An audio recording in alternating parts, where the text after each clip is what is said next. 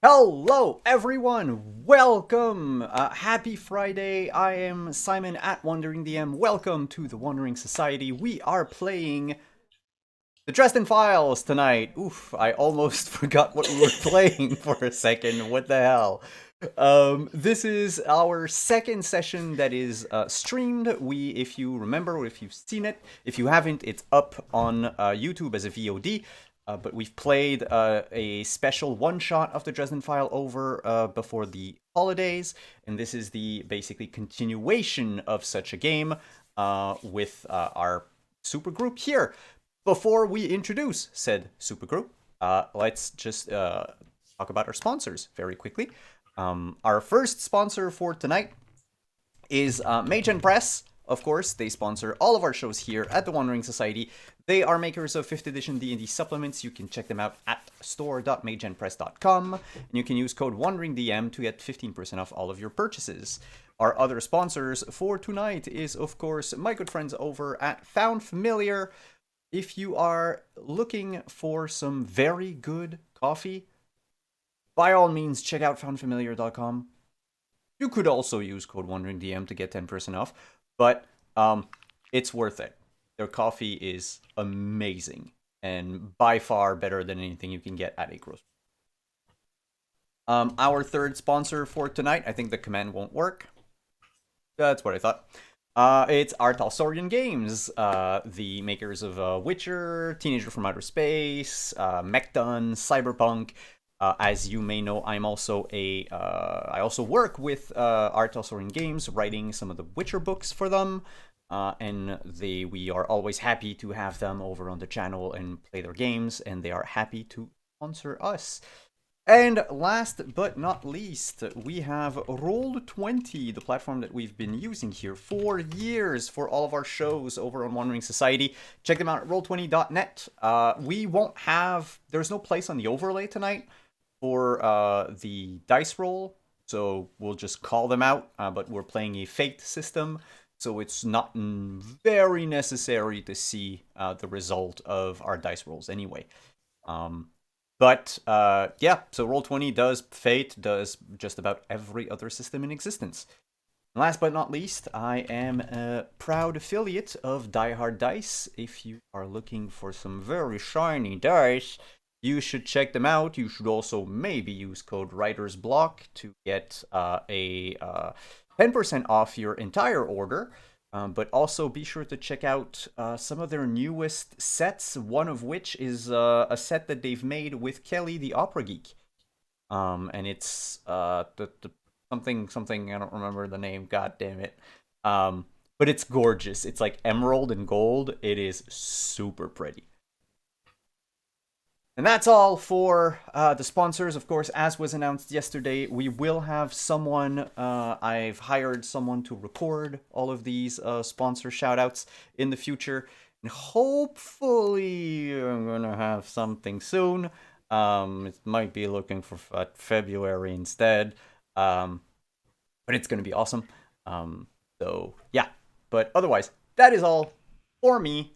I will throw the mic. Pass the mic back to, or not back because we haven't. Anyway, Alyssa, hi, it's your game. Hi, my name is Alyssa. You can find me on Twitter at Shawltails, and I run the city and everyone who lives there, except for these 5 wonderful people that you see with me on screen. So, do we want to introduce characters before I give a recap? Let's do. Let's start with. We'll start with the top right on the overlay, and we'll go clockwise. So we'll do Jim, Leona, myself, Hannah, and Nino last. Okay. Take us away. There. Where should you? Oh, no. Hello. I'm Jim. I'm not sure where I'm supposed to be taking you, but I shall for now just take you to the tiny corner of Minneapolis where my character lives. I'm Jim. I am Other Doc on both Twitch and Twitter, and I am playing tonight Ray Knudsen, a very, very kind troubleshooter who works for Monarch Securities and who happens to be very good at hunting monsters. That is his mandate. It is his birthright. It is what he does.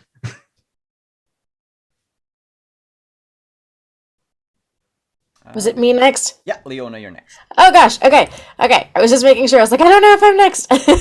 Hello, I am Leona, and I am playing Maya Chaudhry. She is our side-hustling millennial cartomancer. She's too curious for her own good. She's unapologetically weird and loves it. And she's not exactly your average nerd. So that's who I'm playing. Nice. And I am Simon. He, him. I'm playing James Robert Brown. He, him as well. He is a magic cab driver. Touched by the divine, perhaps. He's sort of the type of person that's been chosen by a higher purpose to fix troubles wherever he goes, and has yet to have had a single day off in his life. He's also a kind of a mystic slash alchemist in his off hours, and is pretty much what we would call a mage on a budget.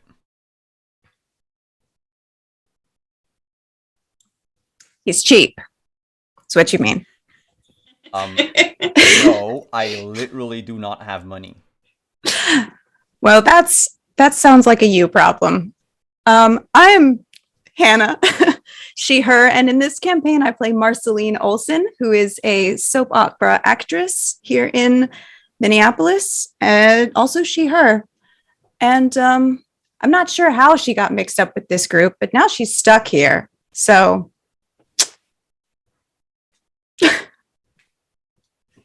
more the merrier.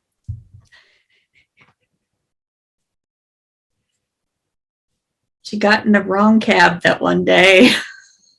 That is absolutely true.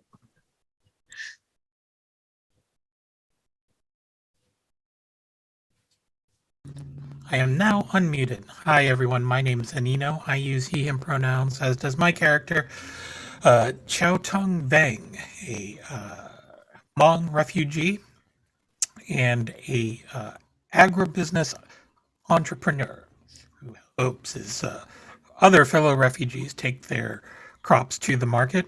And he might also own a very successful business known as Herbal Outfitters, the one-stop marijuana shop located in a nice part of town. Apart from that, he's also, just ordinary baseline human.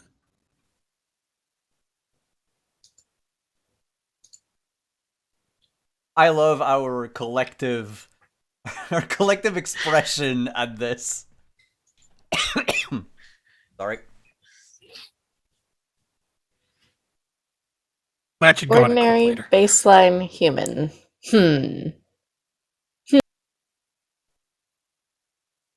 I feel like we've heard that before. I think you just have to expand what your definition of ordinary baseline human is, really. You just need to have an open mind about it, really. I mean, considering the sort of things that exist in the Dresden Files universe, you're not wrong. So, now that we have introduced our cast of characters, I will give everyone a little bit of a recap since it's been a couple weeks since we have played. So, previously on Spare Change, the party began working together to track down a necromancer that had been making spirits restless in the weeks leading up to Halloween. Their investigation revealed that the necromancer had been hired by a mysterious individual known as Adrian Belmont in order to cause a distraction so that Adrian could break into a local curio shop owned by an up-and-coming young ectomancer who had recently inherited the place from her late grandmother, to steal a dangerous extraplanar artifact known as Mordite, aka Deathstone. Their search for Belmont and the Deathstone led them to a charity gala hosted by Lucinda Valentine, the creator of Marceline's soap opera, whose husband was a professor of mythology. The gala was interrupted by a pair of vampires who accused the professor and his college friends of killing Adrian Belmont decades earlier. The pair threatened to kill Charles' family in vengeance, taking his daughter Tessa hostage. Maya channeled a spell and launched a wooden spear, staking one vampire through the chest, while Chow moosed out of his rented suit and charged the second vampire, who relinquished his hostage and attempted to flee. He was chased down and dispatched by Chow and Bjorn Langbard, action hero. Ray delivered a coup de grace to the remaining vampire and called in the cleaners from Monarch Securities to take care of the mess. And a few weeks later, they found themselves entangled in a power struggle between the summer and winter courts of Fairy, which came to a head at the Holidazzle Parade, where Marceline was making an appearance as the fictional Queen of Snows. During the performance, the party realized some of the fictional Flame King's crew were inscribing parade goers with actual magic runes, apparently at the behest of a mysterious fae who was watching the scene unfold from one of the skywalks above. One of the Frost King's guards, whom the party had previously met on Halloween in costume as a knight in shining armor alongside his big brother, Mo, a goblin prince fond of earrings, puns, and pumpkin spice, who brazenly revealed his goblin face beneath his Pumpkin King mask, warned Marceline that the Flame crew may be targeting the changelings, half human, half fairy scions who have yet to choose which side of their heritage to embrace. As the party attempted to suss out the good neighbor's motives and intent, Chow became distracted by a familiar perfume, one that he had detected previously near a Buddhist community center in the wake of an incident involving an abandoned backpack and a suspiciously territorial goose. Chow tracked the scent to an auburn-haired goth girl carrying a backpack, followed her through the crowd of parade goers and holiday shoppers to a nearby parking ramp. He decided to do his best imitation of a smooth criminal, attempted to slip into the backseat of her car while she wasn't looking, but the mystery girl caught him in the act. Panicking, Chow grabbed the backpack, transformed into a moose, and ran for the nearest exit, pursued by a very angry weregoose.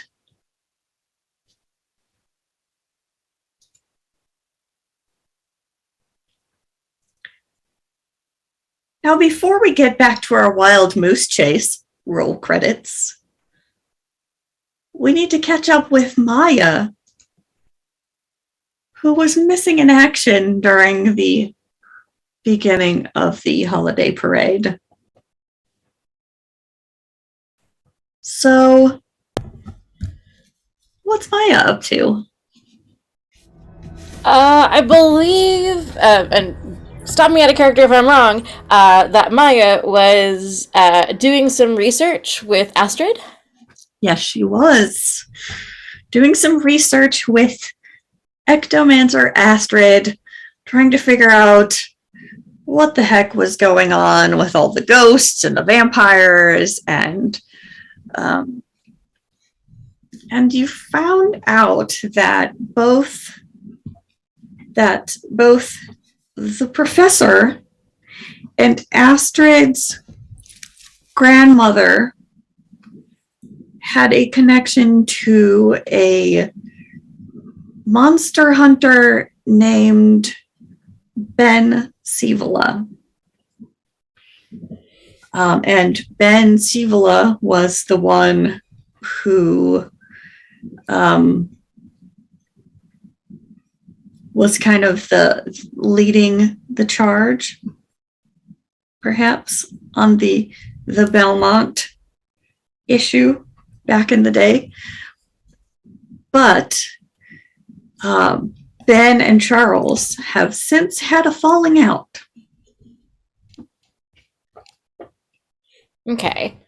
And I haven't heard of Ben Sivola before today, have I? No. Okay. That's somebody Astrid found in her grandmother's contacts. Okay, cool. And some notes about some mysteries that the three of them were looking into ages and ages ago. Got it. Okay. Ben Sivola. And he had a falling out with the professor. I wonder if we can give him a call. Wait, is that a good idea? Is that a good idea? I don't know if that's a good idea. At some point, maybe. You could. But Astrid, about this time, reminds you that you got a message in the group chat from Marceline reminding everyone to please come watch her in the parade. So you and Astrid will be arriving fashionably late. We have to go. Marceline will absolutely kill me if I do not show up. So no, unfortunately, we'll have to save the call for another time. We have to go. Yes.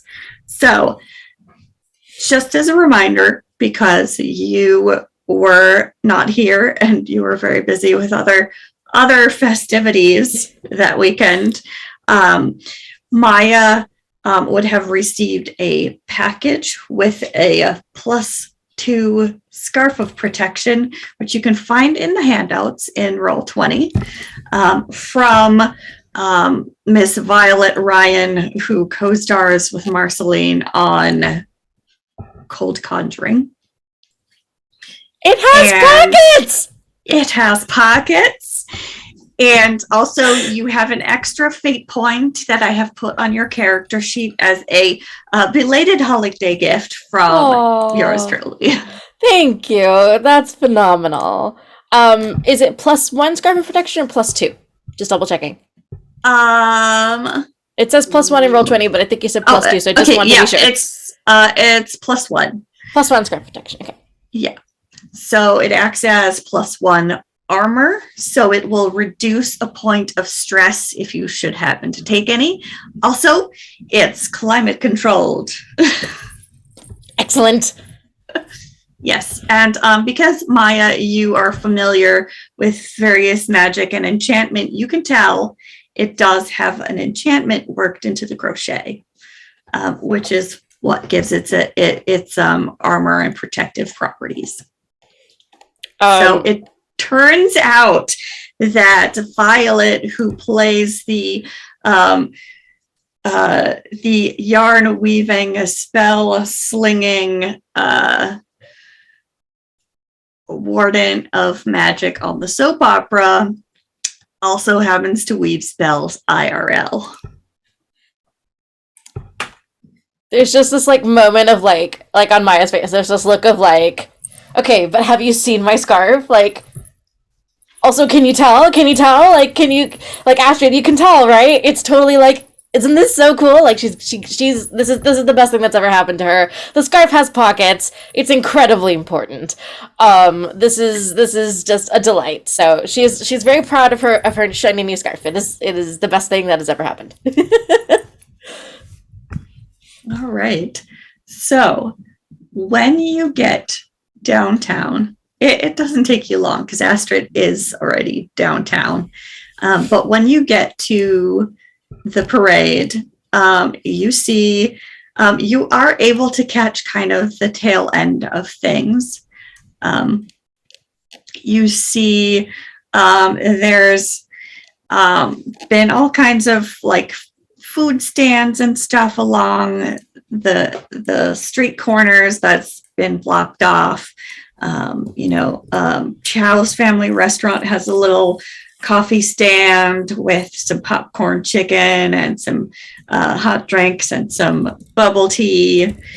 And there was a Mari Lloyd, the Welsh skeleton horse, someone dressed up as Mari, doing rap battles with people and trying to, con them out of their festive beverages, trying to get free drinks, all in good fun. And there's also some singers in kind of like Old West burlesque attire, known as Klondike Kate.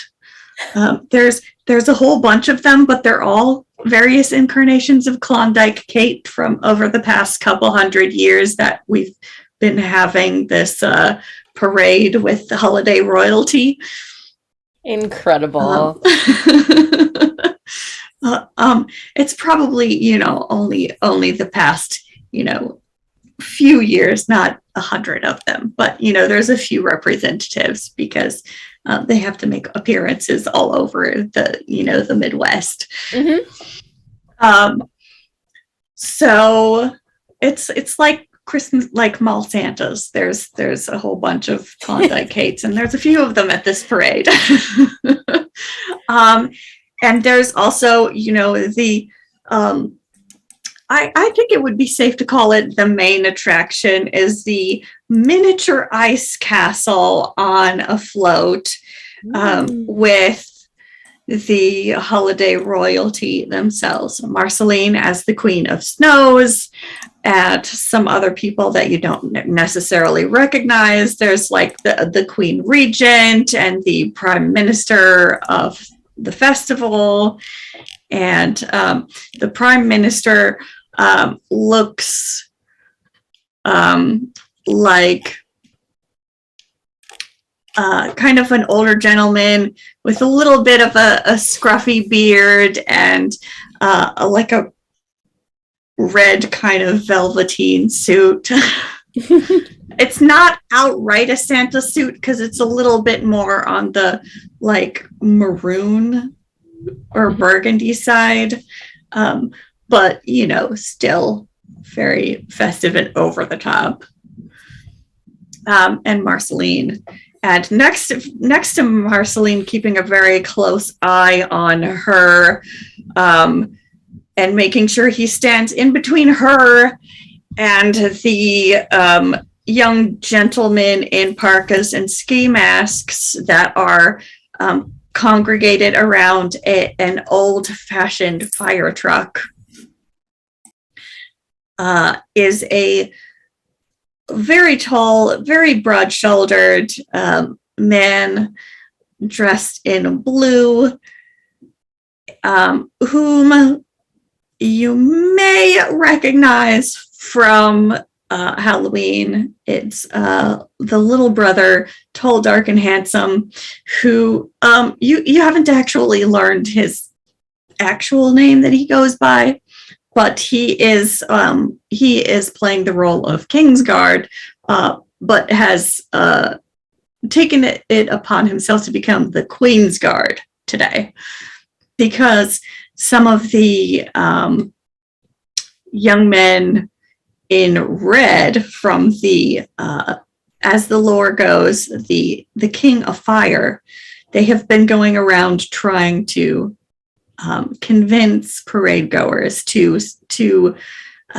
swear allegiance to the Fire King instead of the King of the Winter Winds.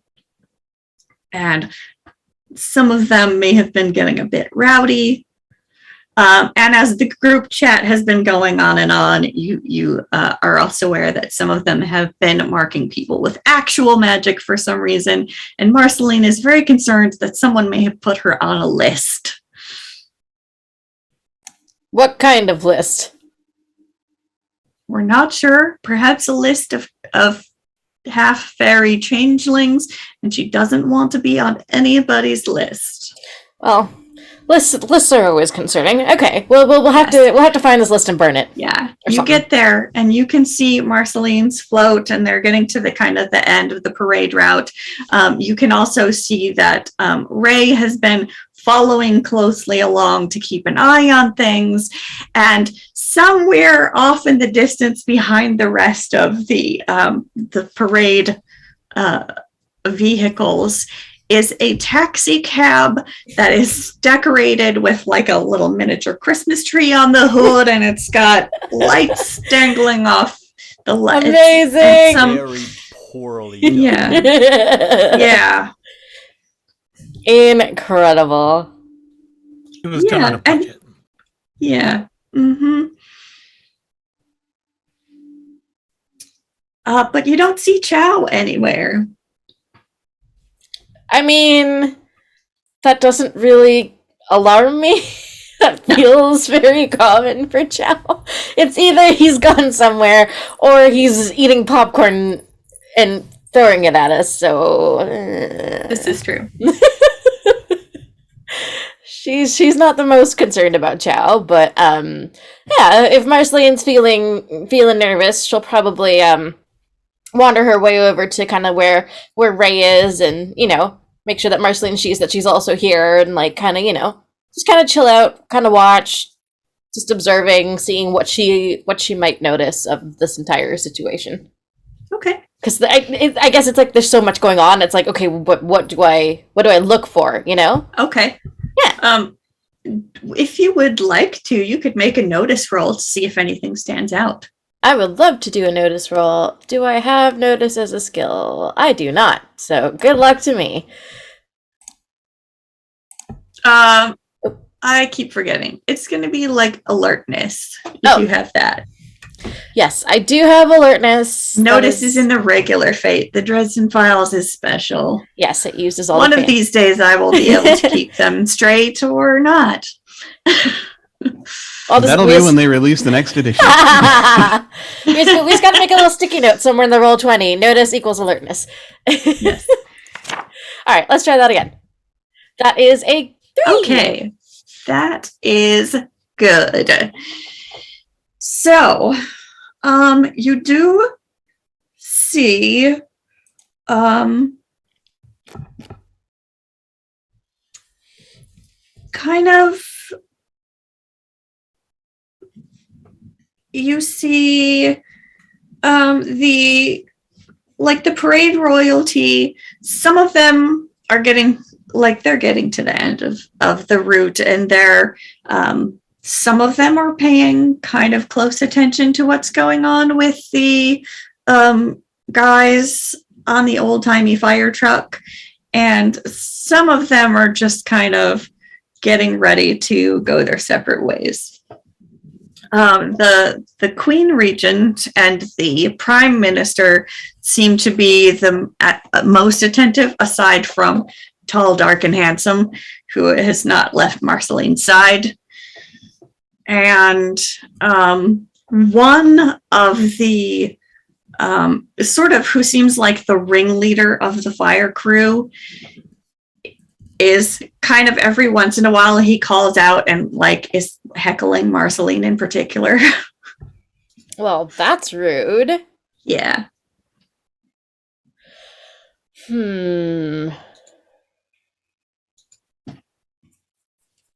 Okay.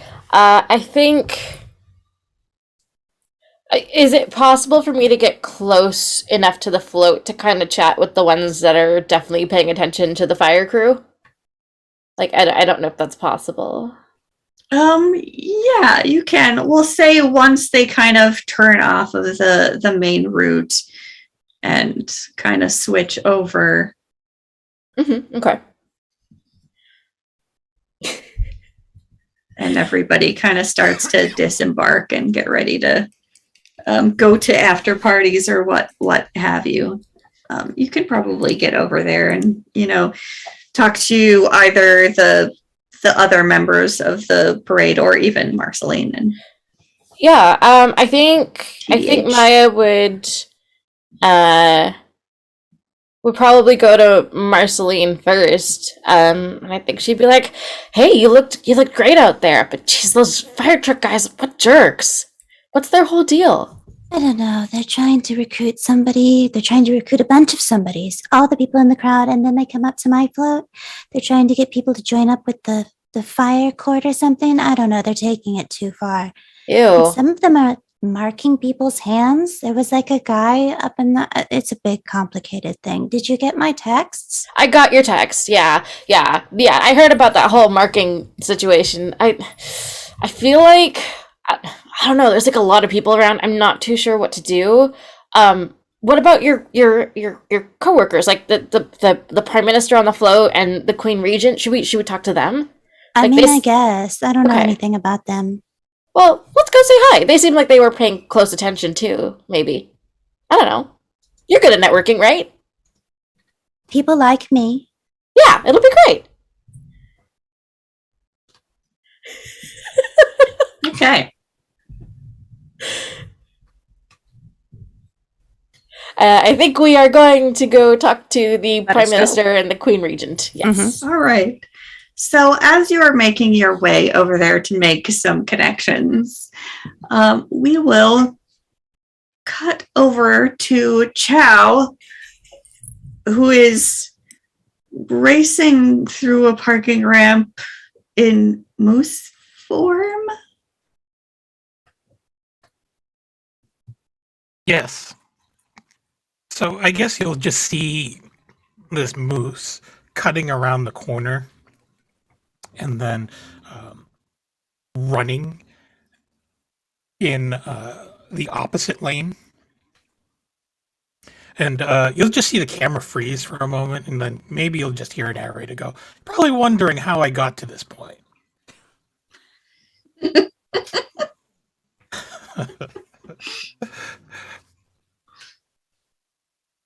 You see, I feel like this backpack was very important, so I took it. Problem is, I'm not very good at the whole thievery thing, and man, I completely wasted that boba shake as a distraction. But anyhow, back at the Buddhist temple, there was this backpack folks were really, really interested in, but then it got picked up and carried away by a very, very mean goose, which I know, I get it. It's kind of an oxymoron there. But, right now, I don't want to be attacked by said goose. I didn't even know where goose existed. Frankly, I was told that it was very hard for people to change into animal forms that are much smaller than their bodies, which is, why I feel particularly blessed that I can turn into a moose and not something so, you know, cliche like a wolf or a rat or whatever, because, that's just garbage fantasy. And then, the freeze frame will just stop, and then the moose is just going to be honking and moving full speed down the street. With the Back towards the backpack parade. slung on his With- horns. Yeah. Yeah. Antlers. Okay, his antlers. Yes. So are you trying to get out of the parking ramp? Are you He's trying to escape the parking ramp, getting to the normal streets, and then head over towards the general direction of the parade. okay?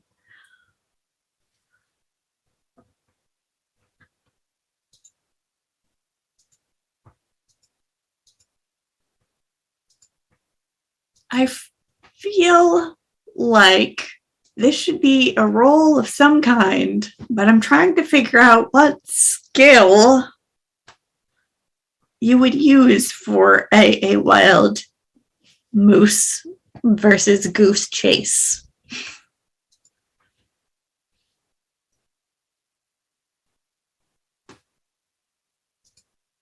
I would say it would probably be athletics or endurance.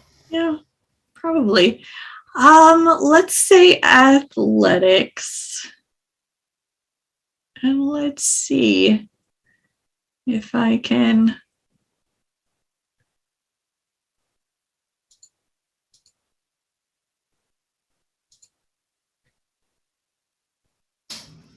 Bring up the backpack goose.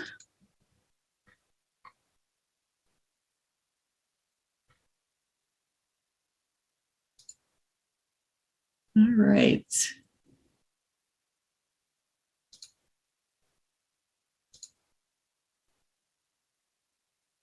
So the goose rolls a 3. Okay, so far you are keeping in the lead.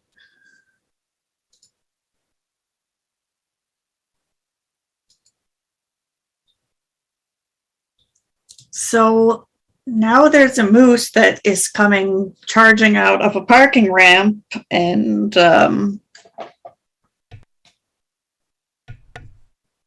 the street. Is Chow heading towards the floats? And if so, how far away from Yeah, he's my head. cab?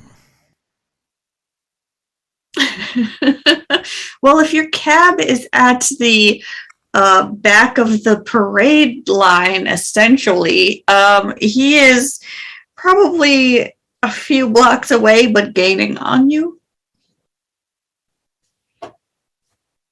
Am I coming up behind the parade, or am I coming up to the front of the parade location? That's a good question.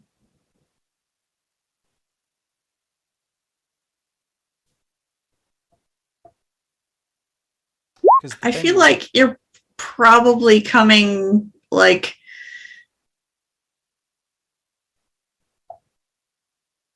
up along, like from the side of it. Because they've probably pulled off into like some other parking area. Okay. So,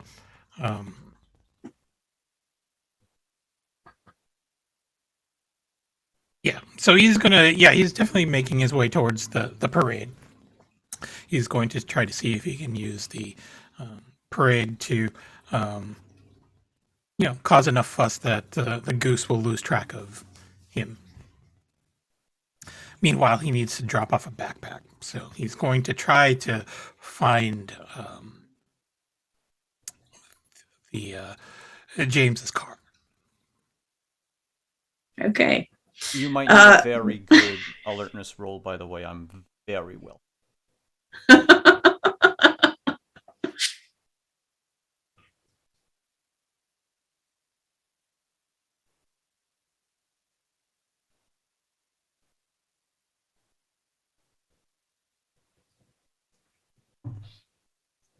Because if Chow is heading for me, and if the goose, more importantly, is the were-goose heading for me as well? Yes, because it is currently following Chow. He's got a little bit of a lead on it, but since you've been keeping an eye out for disturbances, you have probably noticed that there is a disturbance in the crowd when a moose comes charging down the street. Yeah, I take it I'm hoping the crowd sort of parted. Yeah. A bit. Okay, so it's less of a danger. Oh yeah. Yeah, they are fleeing left and right, making way for moose. All right. Let me just Google a thing. Can you drive under a? Probably not. Your car will not survive an impact with a moose. Let's just. No. But are you tall enough that I can like weave between your legs? I'm Maybe? a moose, not No, an it's AT-AT impossible. walker. It's no. No. It's impossible. All right, it's been debunked. Apparently, there's a video on it. So, apparently, I don't know. Maybe a radio-controlled car, but something that. Yeah. Are you Ant-Man? Despite me being Canadian, I cannot fathom the size of a moose. They're kind of unfathomable until you actually see one IRL. Well, that's it, and I've never seen an Yeah. actual moose. I've seen one IRL from very far away because we did not want to get close. Moose is big. Is very big. Like I'm talking like a truck. Like big like a truck. Like big like a semi-truck. And I'm just like, "Oh no, we're not going anywhere closer to that because that thing is huge." If you hit a moose with your car, the question is not is the moose okay? It's is your car okay? Yeah. Because the moose will just roll up and keep going. You and the car might be dead though. They're huge. All right, then second question. Ciao. In all the times we've spent together, not a whole lot, that I've seen you moose out. It's been about a year. Yeah. When you moose out and you I don't know, human in? When you demoose, how long does it take? Like, is it a process that takes like a couple of minutes, and it's like all your bones are setting back up, and your antlers are shedding, I guess? Or is it like almost instantaneous? Because if I know if it's mostly instantaneous, I would try to drift, open the door for you to like shift and sit, and then use said door to whack the goose with. But if you can't, I'm gonna think of something else.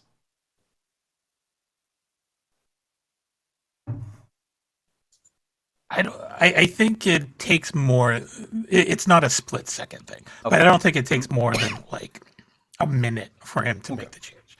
And it's sort of like I don't think his bones are actually like shifting back in place. From what I understand, when the shift happens, it's like all of that additional mass is ectoplasm. Oh, okay. Then in that case, But he I won't hope you shift still have when the plastic other in your people- car. yeah. So here's what I'm gonna do. If you'll allow me, Alyssa. As I see Okay. Chow and the weregoose come running, which so far in my mind a weregoose is just a goose with those little tiny plastic arms you can put on chicken. As they come running, I will accelerate as much as I can, slam on the brakes to like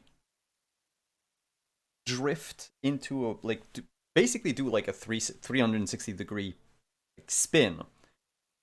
But as I'm, trunk facing Chow, I'll pop open the trunk so Chow in moose form can sit in it, and then use the rest of the momentum as if like I was like a pendulum almost to hit the goose with the Okay. added weight of a weremoose in the trunk of the car. Okay. And like I'm So I'm gonna scream at you, by the way. I just want to like- say, so just so you understand the size of a moose, stands at about 7 feet tall, not including the antlers, and weighs about 1,500 pounds. Yes, but you can sit in the trunk of a car. I'm not questioning I'm not asking will the car survive. I'm asking can you sit? I need added weight. Actually, what does it look like when a moose sits? Probably You like really it think you're looks gonna when a find horse picture of a sits. moose? Oh, okay. They kind of lie down. Yeah, it's kind of like a horse. Yeah, okay. So I'll just put my head out the window and shout at Chow. Get in the trunk! Okay. You just hear like this weird, like questioning moose bellow.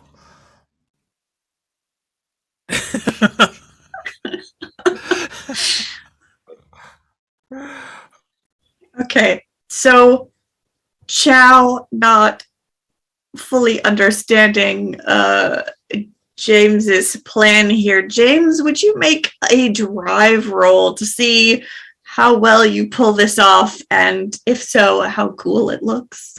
I mean, I've been... It's my highest skill, right? Well, yeah. It's probably going to be fine. And it's going to be good? It's going to be great, actually. 4 is great.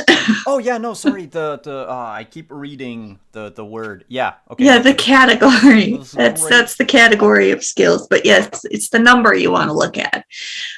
So yeah, you drift your car. The trunk pops open.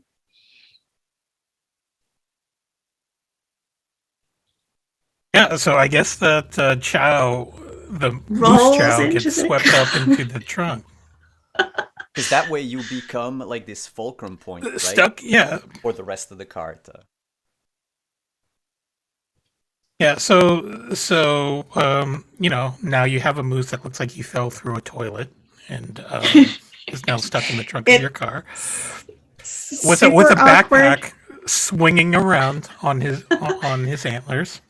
Super awkward for Chow, but it looks super epic from the wide shot. As Chow is spinning around, can he see any of his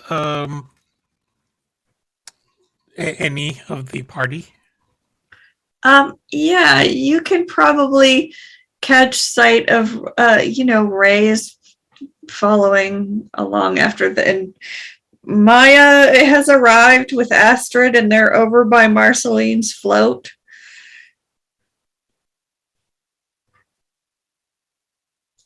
Can as we're spinning around, can I fling the backpack in? Who can catch it? Who's the most likely to catch it?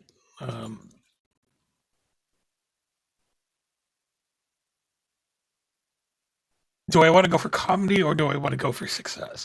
Because I feel like if we want to go for like success, then he's going to fling it in Ray's direction. But if we want to go for comedy, we can either freak out the two spellcasting women, or we can see if the backpack could beam Marceline off the float. Don't you dare. Do you want me to assign everybody a number and roll for it? Oh my god. Do you leave it up to fate?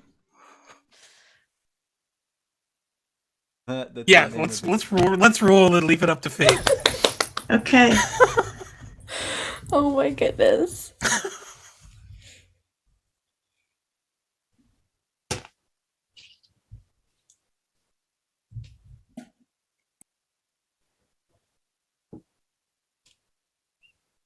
I've rolled a 2 twice, and that's your number, so it's still just spinning.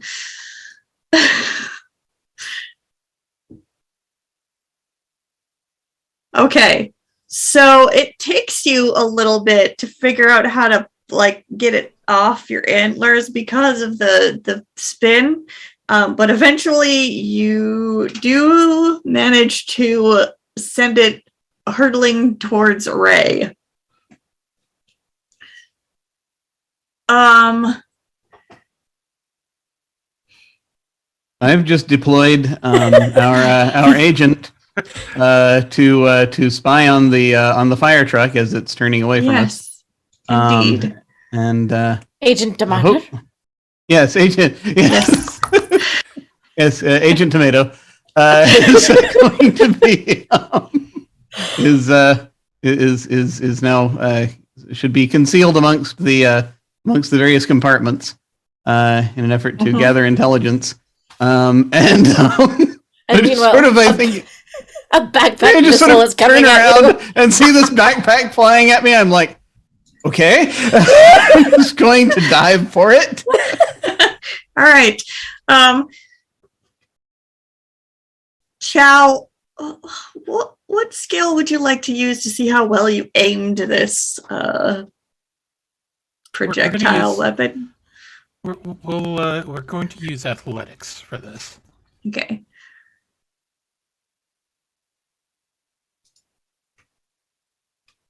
Wait. Hang on. Let me see. Do I have? Can I use? I'm trying to see if any of my phase aspects could work here.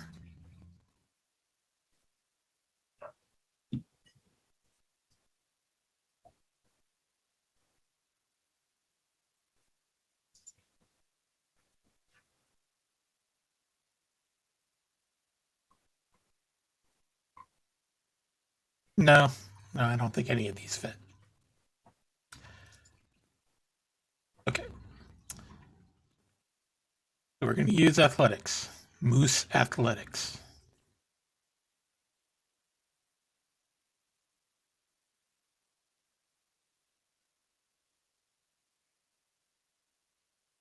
Actually, no. Let's use might. Okay. Just throwing it as hard as you can. And it's pretty hard. So, Ray, how would you like to receive this package? Well, let's see. Do I want to be clever or do I want to just go by instinct? I think that Ray would probably just go by instinct here and is going to try to catch the thing. This is happening very quickly, so that would make yeah. sense. So yeah, it's basically, this is once again probably going to be athletics related, I would assume. Okay. Okay. Which I'm sure it'll be fine. Let's see. I have a fair athletics. Shall I press the button and see if? Yes, please do. I shall press the button.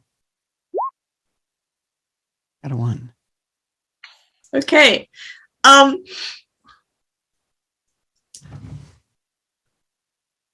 You catch it because he aimed and threw it pretty well. You do not catch it gently. It might knock the wind out of you a bit, but you have this backpack. Sort of, I Don't think know it's like whose it is or where it came from. Yeah. Just that the moose threw it at you. Yeah, it's like, I don't think I saw the backpack back during the thing a few weeks ago, did I? No, you may have heard about the backpack and the goose, Yeah. but you did not see it. It was Yeah. not present Yeah. on the scene by the time your party arrived. Okay. So I don't think I put 2 and 2 together yet, so I just sort of catch Perhaps not. I sort of spin around and just sort of collide into a vehicle or something. So I'm just sort of like straightening Yes. back up. Because evidently now- something's happening. Yes, and now James is attempting to drift into a goose. So I guess the goose needs to try to avoid being hit by a vehicle. I guess. Must be a low-flying goose then. But I figured, like, in a were form, it was mostly, like, running instead of flying at.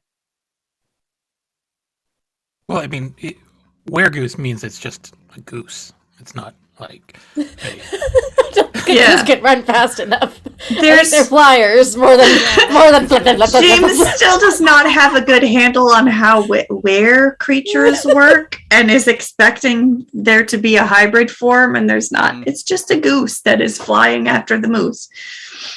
And the goose does not beat your drive roll, so it gets smacked. And it's a goose-sized goose, right? It's a goose-sized goose.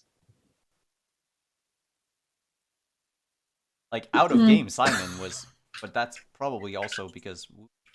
Cool. My car is not made of silver.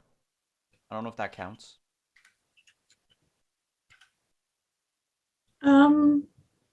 But, Not is it- necessarily. do I at least knock it out?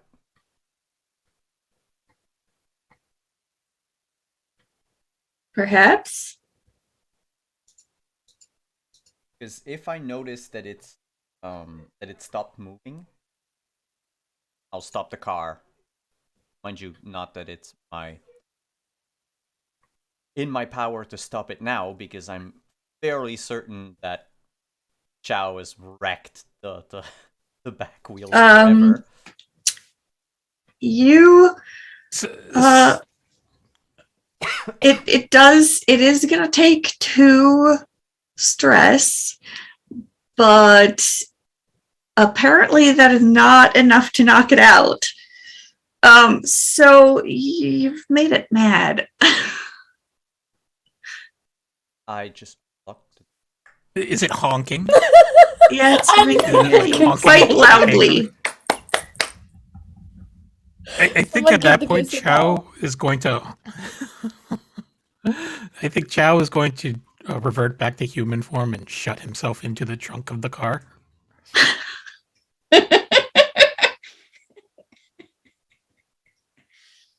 Okay. So now James has a naked Asian guy in the trunk of his car. Cool. Mm-hmm. By the way, I have a plastic tarp if you want to wrap yourself in it. Just saying, it's cold I'm outside. not sure if that's going to be any better. Yeah. Probably cold in the trunk. But yeah.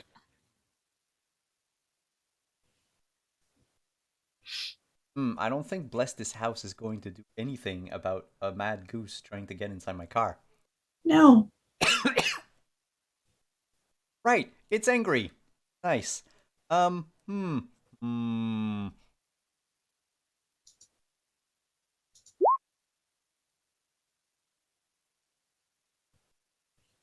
The goose rolled the 3 on something. How, yeah. Yeah. How wrecked is my car right now? Is it still functional?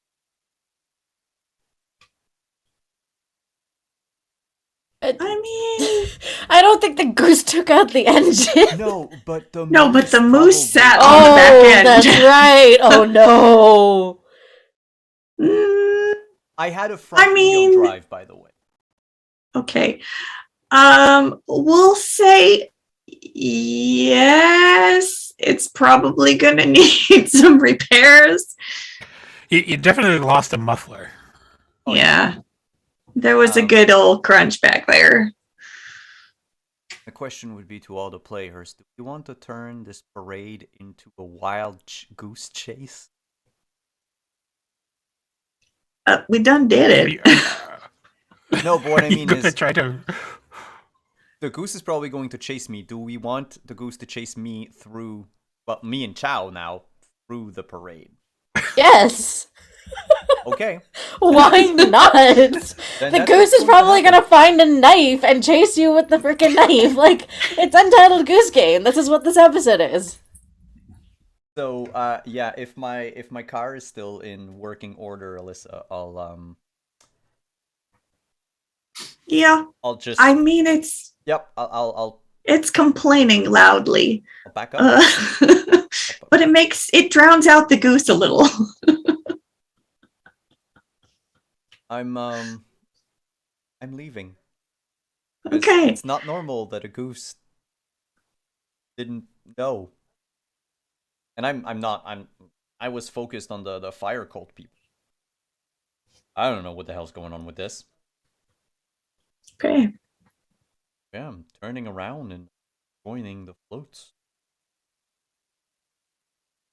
My now broken down car. Okay. So Good insurance.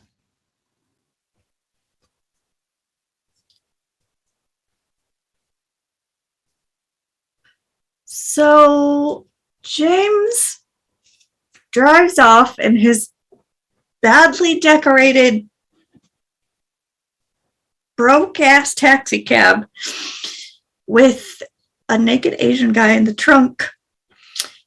And the goose turns and fixes its beady black eyes on Mr. Raymond Knudsen. And I think that's where we'll take a break. Oh dear.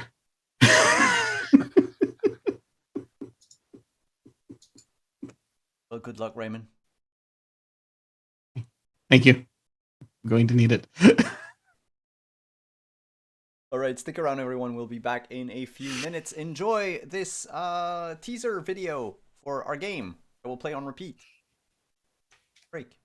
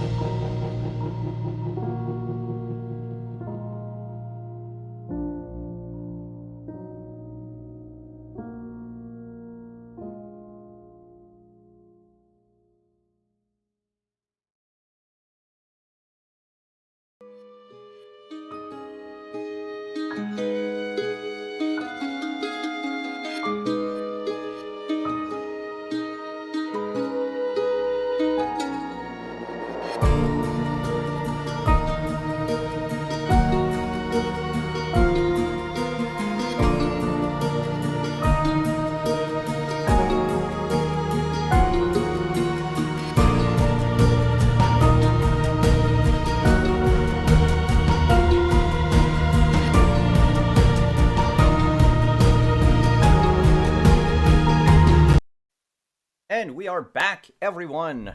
Wow, talk about a transition. Alyssa, Mike, back up to you. All right.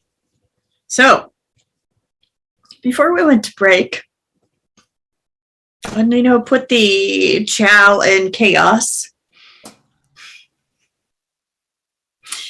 and ran out of the parking garage in moose form into the parade, jumped into the trunk of James's taxi cab as a moose. The cab hit the goose that was pursuing him. The goose bounced back and was maybe a little hurt, but it was not knocked out. It was angry.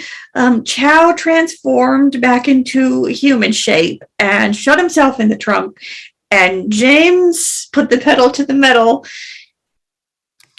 So the goose turned its attention to Ray, who had just received the backpack from Chow.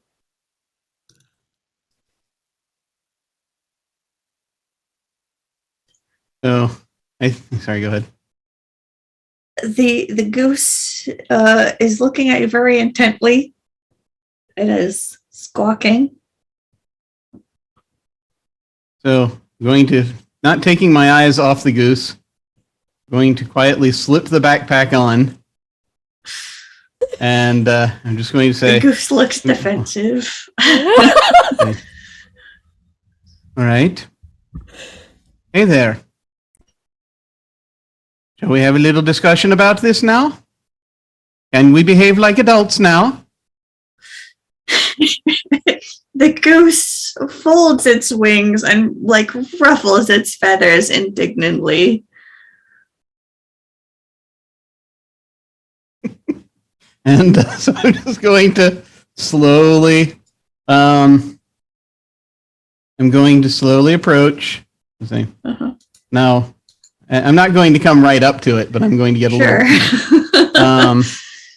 But I'm going to say, because I'm trying to remember what I knew about the goose, because I don't think Ray actually encountered the goose directly. No one had directly encountered the goose until Chow followed her to the parking ramp tonight.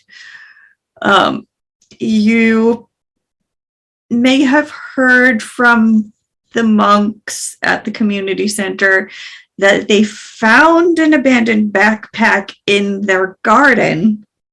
Okay. And when they went to see if they could find any name or address or whatever on it, there was a goose there that wouldn't let anyone near it. Okay. And so they left it alone for a few hours, and then both goose and backpack disappeared. Okay. All right. So, hearing this, I keep thinking, okay, so clearly there's something going on here. As far as Ray is concerned, this could conceivably be a person who is also a goose. Or it could just be a goose. He's not sure. Either way, he's going to talk to it because it's Ray. So he's going to... He's just sort of, but seeing what he has of the goose's activity thus far, he's going to lean toward the assumption that perhaps it's more than a goose. And just kind of as he's sort of stepping forward, he's right. All right, now I need to know what this is about.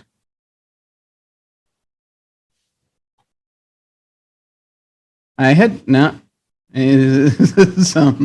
What is it that? No, I had heard that you were at the community center, perhaps causing some issues with this item that had been abandoned that they were trying to find the owner. Can you shed some light on that?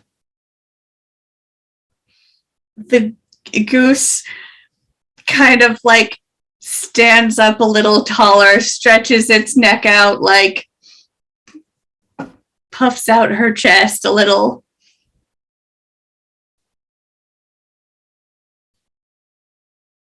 Yeah. So I'm going to take that. So basically, take that to mean you are the owner. Then I presume is this what you are saying? All right. The goose bobs Well. its head up and down. You want to tell me what you were doing at the community center? Crink.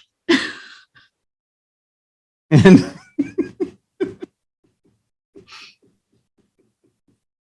yes. You're just not.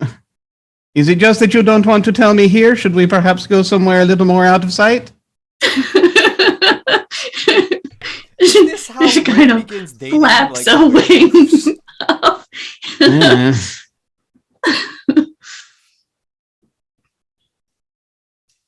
She seems amenable.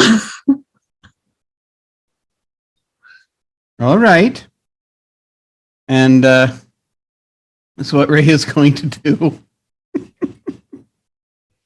He doesn't want to. Just trying to think. He doesn't want to. I'm trying to think if he's going to like grab something on the way just in case that might that because he doesn't want to. He doesn't want to. The only weapons he has on him are lethal, so he doesn't want Right. to necessarily Okay. do a stabbing thing. But it's like he might need. He'll find something.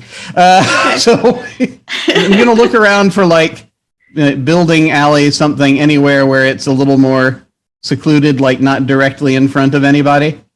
Right. I mean, there is the parking ramp not far. There's a parking ramp. There's probably No. some alleys in between shops and stuff. Yeah, you're going to have to remind me sort of if we go to the parking ramp, what exactly one of those things is, because I'm not Okay. actually familiar. It's like a parking lot, but several of them stacked on top of one another. Oh, and you go, okay. yeah, Yeah. car park. Yeah. A parking deck. Yeah. Okay, yeah, A parkade. Oh my god, there's so many names for these things. there are many. Yes. Okay. In these parts, we call it a parking deck. Okay. So You should yeah, have heard no, that so- one time I used the phrase crap catcher. And what everybody thought I Ah. meant. I think I vaguely remember hearing about that. Anyway, okay. So if that's closer, we'll go there. But if not, then we'll just sort of head toward somewhere that's not like directly inside, like an alley or something, just where we can. Okay. Where if something's about to happen, where the public will not be panicked. Okay. Well, the goose seems inclined to go back to the parking ramp where she came from. Okay. What I'd like to do, actually, now that I've had a second to think, I'm just going to quietly, as we're headed in that direction, I'm going to do a couple of things. One is Okay. I'm going to briefly text, heading to parking ramp, so the group sees, hopefully, what's going on. Heading to parking ramp with goose emoji, if there is one. Sure. And it's a head of a bird. We don't know. I'm gonna see if I can find anywhere along the way. If I spot anywhere people on floats or anything, if I see like a coat or something lying somewhere, or even like it's like by someone, but they're not wearing it. Okay. I'd like sort of wander over and be like, "Can I borrow this for a moment? It's very important." Okay. Roll me alertness. I shall attempt to be alert. I am not alert.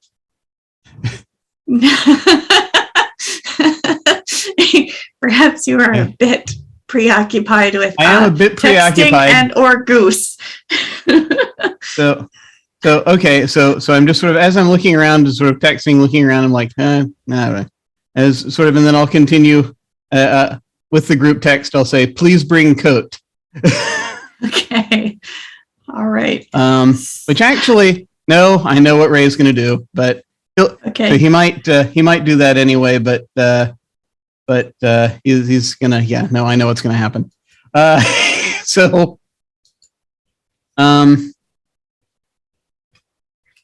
so I'm going to follow the goose to the parking deck. Okay.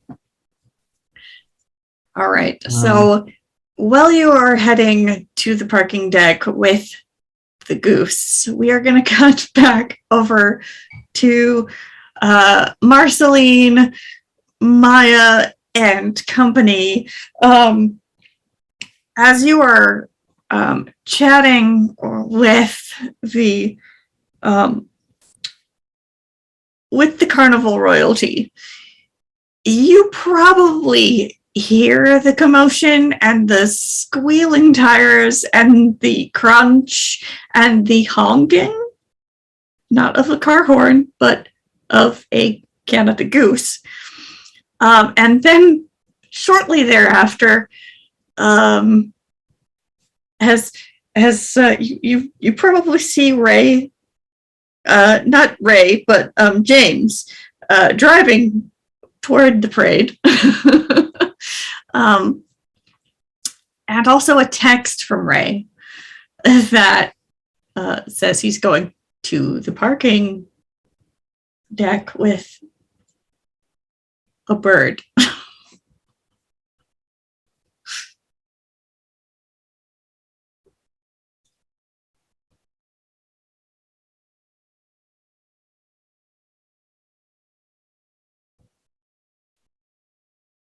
Does anybody have any idea what this means?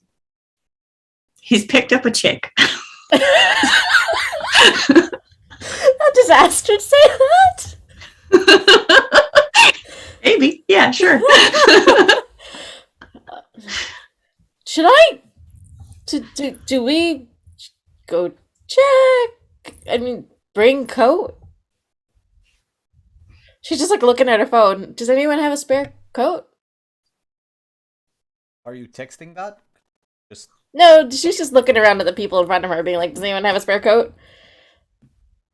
Like she's just trying to make sense of Tall, what's dark, going and on. handsome will unzip his and offer it to you. Excellent. You see his rippling pectorals underneath his long sleeve t-shirt. Maya is quietly, secretly delighted, and will do her very best to not let it show too much, but she will take the coat and she'll be like, "Thank you." Happy to help. I guess she's just like, "I guess I'll text back coat acquired." She's kind of like looking at Marceline like, I don't know what to do with this whole situation, but she'll just text like code acquired, and she'll be like, I guess that means I should walk this over here or over there. Yeah? Sure. I mean, let's Okay. go. Okay, you coming with? Okay, cool. Let's go. so you're hopping off the float that you were on. It I think we were the- off. I Oh, you- thought the whole thing Yeah. ended. Yeah. Mhm. Okay, I was just two at the back. Yeah.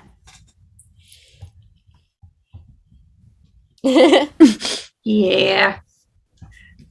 So I am carrying a coat, and Marceline and I are headed in the direction of Ray, we think. okay.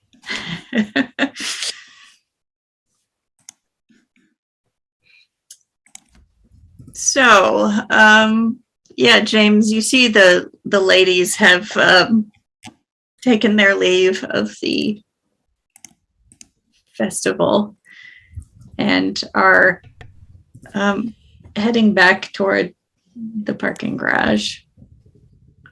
I don't know why, but James would like play with the rear view mirror so that he looking at backseat the mirror. Okay.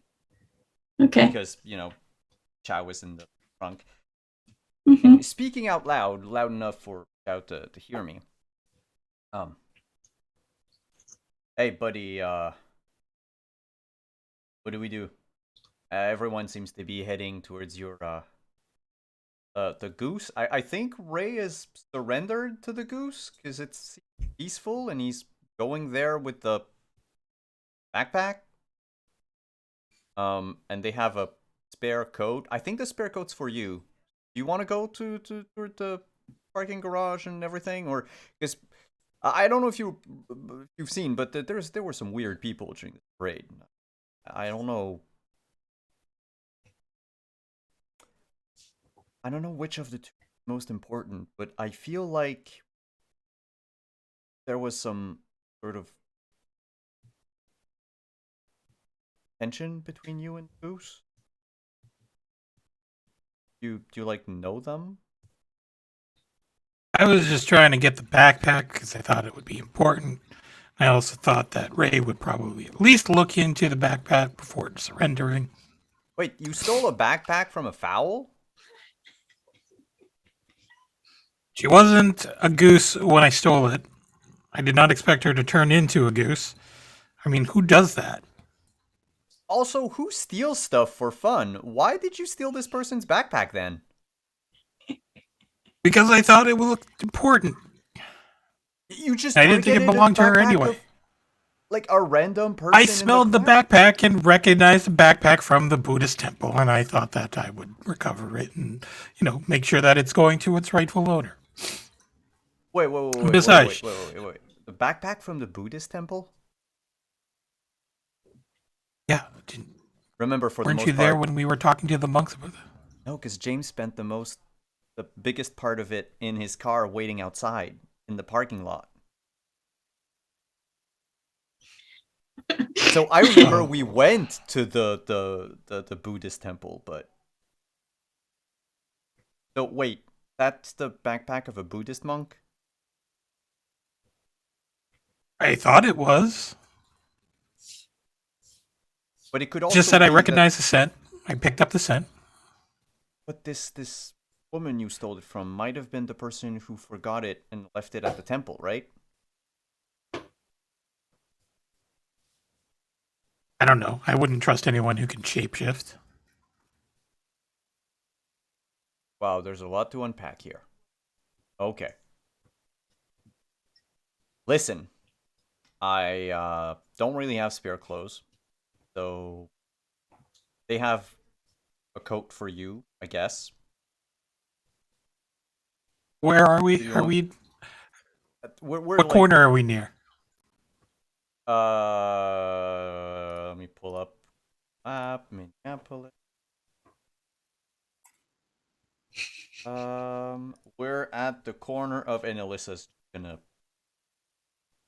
correct me if anything, but we're at the corner of Park and South 4th.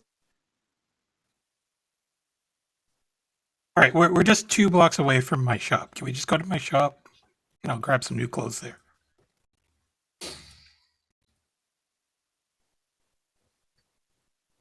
Up is the Vikings Longhouse. Yeah. I'll all right, and of course, James being older does not think to immediately text everyone going shop, but he will text them once they get there.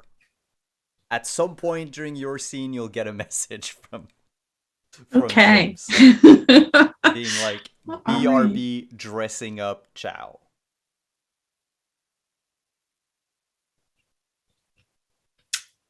So we cut back to the parking deck. The goose seems very intent on going to a particular level. If you are inclined to follow her. So I do not wish to walk into an ambush, per se. So Okay. So use tall. I'm going to stop for a moment. I'm just going to wait. Where I saw that there's a coat coming. Okay. So I just want to hold on a minute. I just want to hold on long enough for Maya to catch up. before we All right. proceed. Okay. All right. So, Maya and Marceline, you are able to catch up with Ray and the goose. Now, and we are just. Thank you. We're just. All right. Now, is we're sort of about to move closer. Just sort of he'll turn back to the goose and and say, She's looking "Now." rather flustered and or exasperated, if you can imagine what that might look like on a goose. Yeah. Some ruffled feathers, perhaps. Just a few. Just a few. She's not like outright flapping and squawking at him anymore. So is there an area where it's like before we get up there that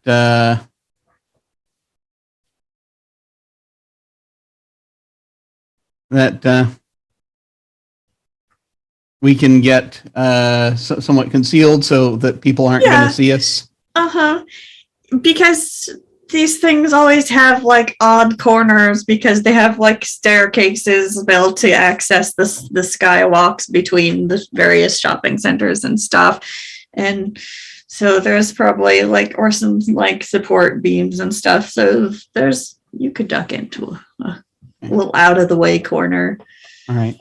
So I'm going to head over to just outside whatever an out of the way corner would be, preferably one that does not have other exits from it. Yeah. And before getting in there, what I'm going to do is I'm just sort of heading in that direction. Like, all right, no, before we go up to, I presume that's probably where your vehicle is. He says to the goose, because just to be on the safe side here, I want to make sure. He's hold up a coat. We have a coat for you, and he's going to put it over. He's going to put it over in the nook. Okay. And he's be like, he says, and then if everything checks out, then you can feel free to, if need be, we can go to where your vehicle is. Okay. And he's going to just put it in there, and then he's going to step back away so that they will have privacy. Okay. if they agree to go in there and do whatever they need to do. Okay. So Goose steps behind the pillar. A woman wearing the gigantic coat steps out. You can see her legs and feet are bare underneath it, and she's got the sleeves pulled way up because she is drowning in that thing. Yeah. She's like about 5'3". She's got kind of dark auburn hair, like deep red lipstick, And blue eyes. And she's just kind of staring at the lot of you. Huh. My car's upstairs, and Mhm. so are my clothes. all right, well we can. All right, very good. Well, we can get there in just a moment if need be. May I I'm slowly starting to take the have backpack my off, backpack? and I'm just sort of going to turn it around. I'm just going to look at it for a moment. Well, we need to verify that this is yours. One moment. Just one moment. I'm going to go ahead and I'm going to open the backpack because I just want to. I just sort of and I look inside. I'm not pulling anything out. Okay. But I'm going to look at the contents, and I'm going to. My wallet and Going to ID say- are in there if you really want to know. Well, that is going to help. So I'm just going to go for the ID Okay. so that I can see it. You can, there's like a little billfold, and it's got her driver's license in it. Okay. And it looks like it's her. Mm-hmm. It looks like the same It's a picture. photo. Okay. It's Is not there a anything great unu- photo, but you know. Is there anything unusual in the backpack? What's in the backpack? There's like a whole bunch of like hats and gloves.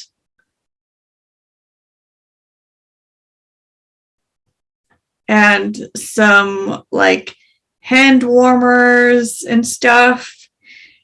And yeah, her wallet and ID. Yeah. I'm going to show the. Like some clothes.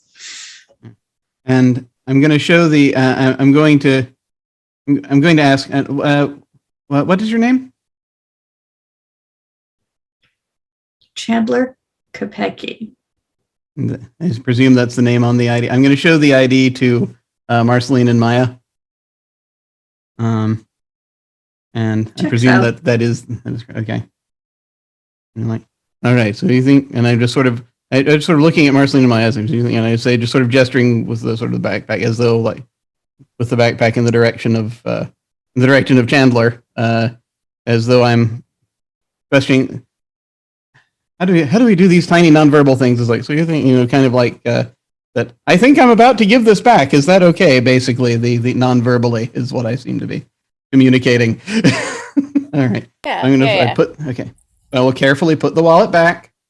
I will zip everything back up, and as I'm handing it back, I'll say, now. What is it that is happening at the community center? I had to run an errand in goose form. I needed to get somewhere in a hurry Mm-hmm. to check on something. I just did a quick flyover. I left my clothes in the backpack in the garden because I thought it would be a discreet place to change. And then I went back to get it when I was done.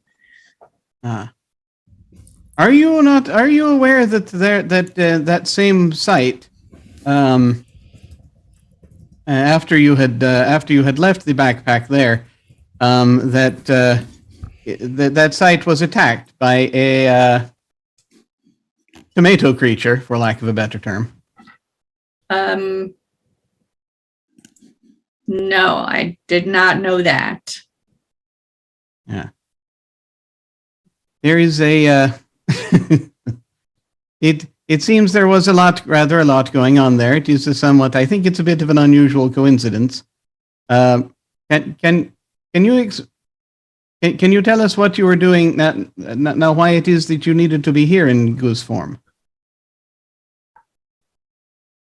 I was here in human form shopping when someone followed me to my car and grabbed the backpack.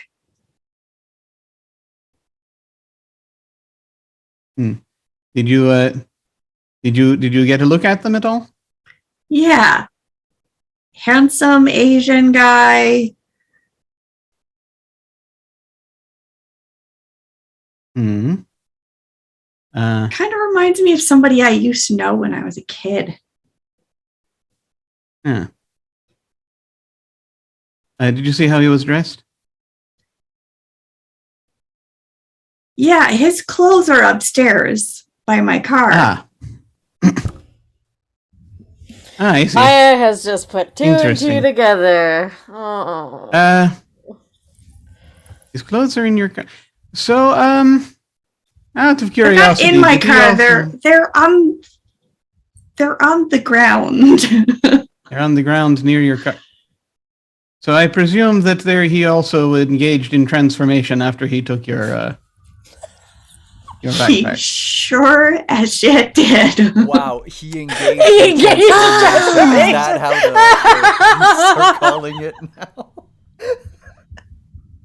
That was incredible.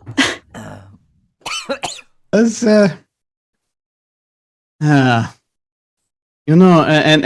Ray, clinging on to the tiniest bit of belief that Ray wants to, that this possibly still might not be Chow. Ray will ask, just so that we will know for certain and verify here, what did he transform into? Let's just say he had a really nice rack. Ray looks confused for half a second, and then gets it. A moose. Moose rack. Okay, all right. I think I begin to see the picture here. All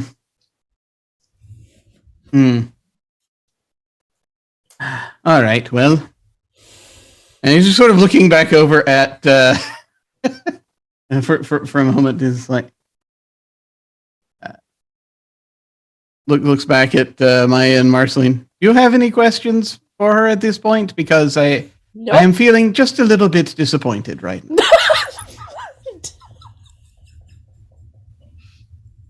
I don't know why you're disappointed, but okay. I just feel apologetic. This poor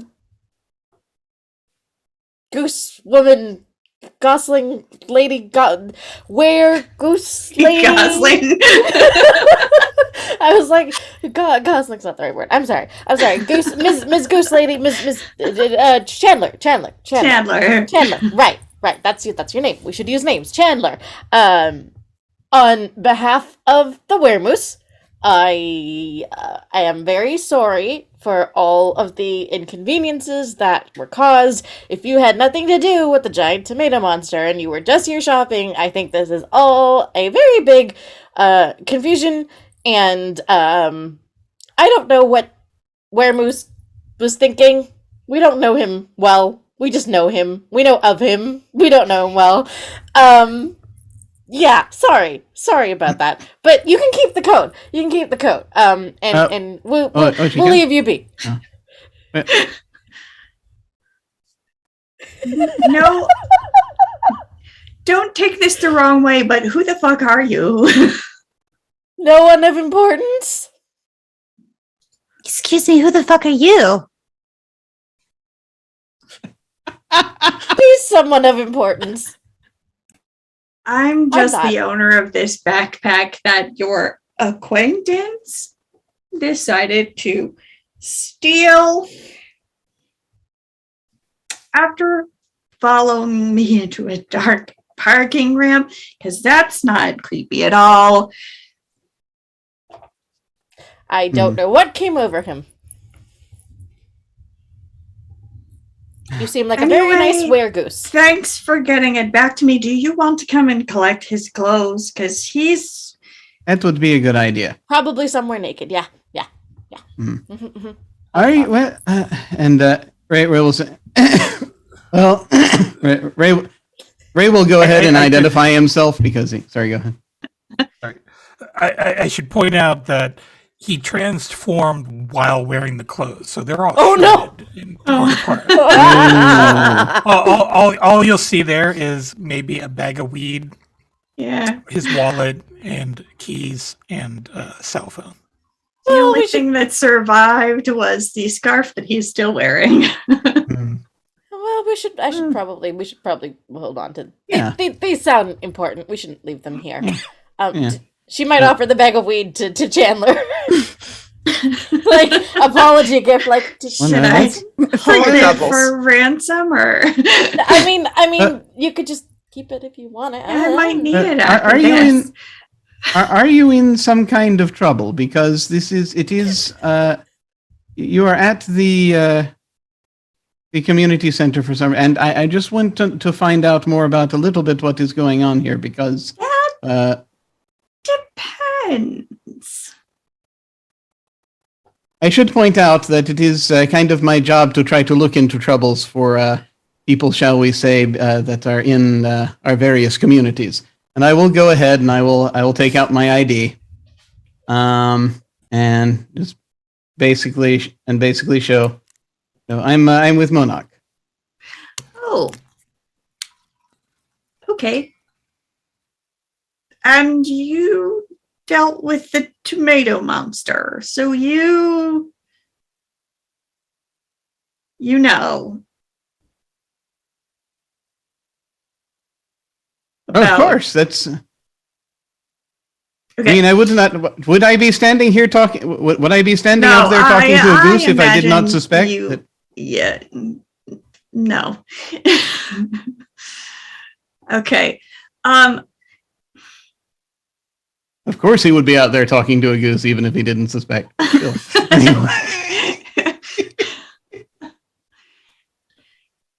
Yeah, you're pretty chill for someone who's been talking to a goose for the past 15 minutes. So I figure it's not your first rodeo. I am not presently in danger, if that's what you mean. I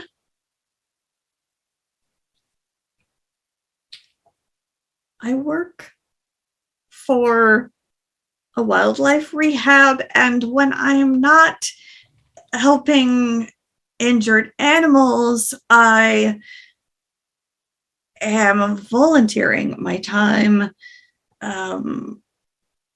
helping out some of the unhoused individuals around the city. So that's why I was doing the flyby. That's why I have a backpack full of clothing. Also, so that I can put a stash somewhere if I need to change in a hurry, if I run into trouble of any sort. It seems like that's a very good idea, right? So sort of looking at the shredded clothing. Yeah. I am trying to evaluate, though, as she's talking about this. Does it seem as though she is holding anything back as far as I can tell? If I attempt to be somewhat empathetic. Yeah, go ahead and roll for empathy. Because I am trying to read her. That's pretty good.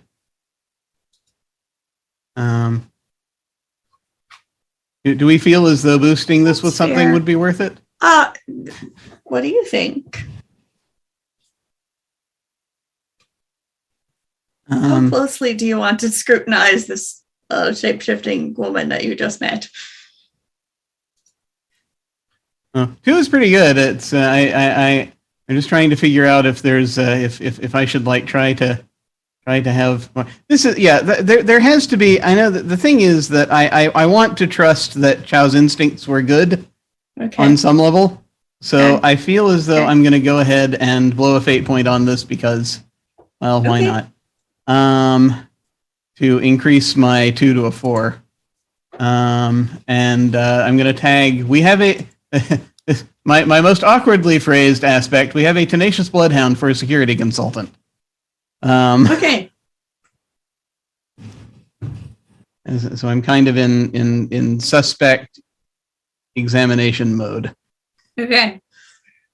a little bit. So you're asking very polite but very insistent questions. Yes. Yes. Okay. Okay. So she seems like she's a little flustered and a little confused. She's trying to piece things together as much as you are. She seems to be telling the truth. She may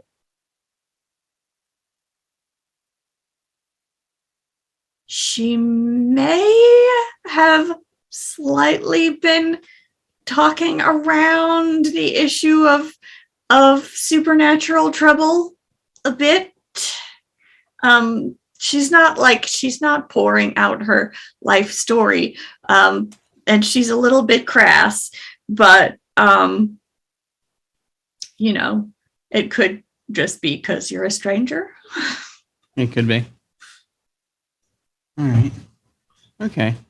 So I think that being the case, my next tactic, just slightly. I mean, there's not much left that I think we need to do to bother this poor lady, but I will go ahead because again, it's granted you can't throw a rock without hitting something supernatural in this town sometimes, Yeah. but at Sure. the same time, just in case, because coincidences sometimes are things you kind of need to track down a little. He's going to say, so do you know about the thing that was going on with the courts in this parade today?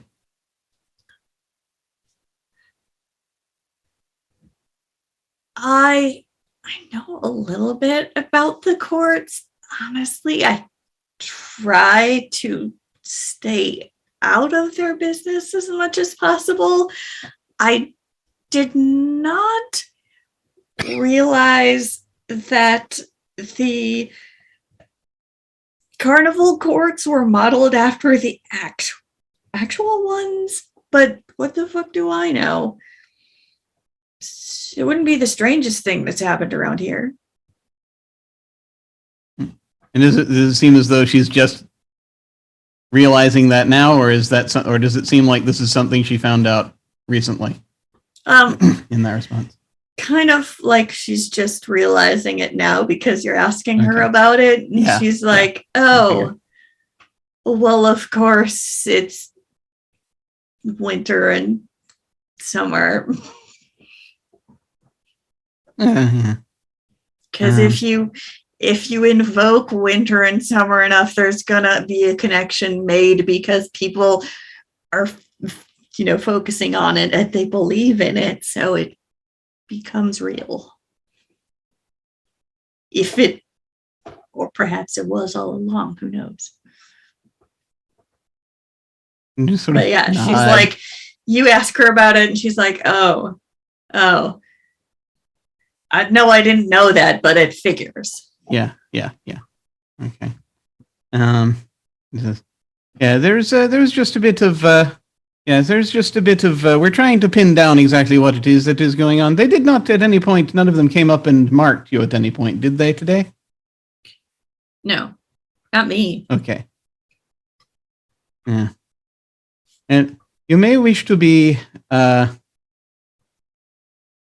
just so you're aware, it looks as though there is a bit of a possible shift of people trying to. I don't know if people knew what sort of if there may be something about people joining sides possibly. So there may be a bit of a shift shortly. That's a thing, but if they're going off script, yeah, I would stay clear of that.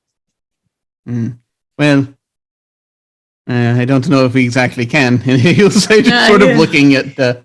He'll say, looking at again at Marceline. So yeah, it is a question. And then I'm sorry, just to before I head off, I'll go ahead and I'll pull up the picture. And you don't by any chance recognize this gentleman? And this is the guy that was up on the handsome crossway fairy gentleman thing, who looks bridge. like Peaky Yeah. Blinders. Yeah. Let me see. Does she have contacts? I will go ahead and roll. There. Can't say that I do. All right. Sorry. I'll turn back again to Marceline and Maya. Did you have anything else you wanted to ask about? Was he giving you a hard time? Do you need me to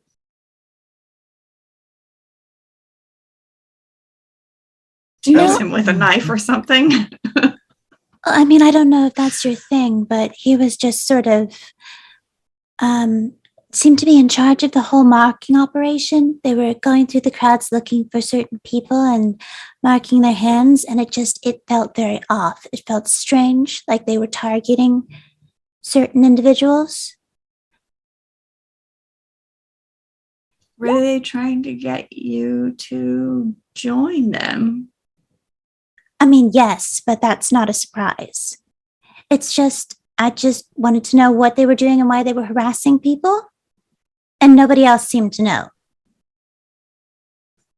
Hell if I know.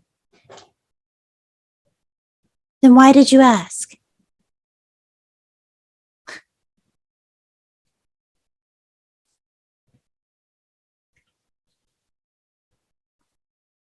Suppose I could ask around. Unless you feel like confronting them yourselves. Well, a little more information couldn't hurt before we confront them. Would you mind terribly asking around a little bit? I'll see what I can do.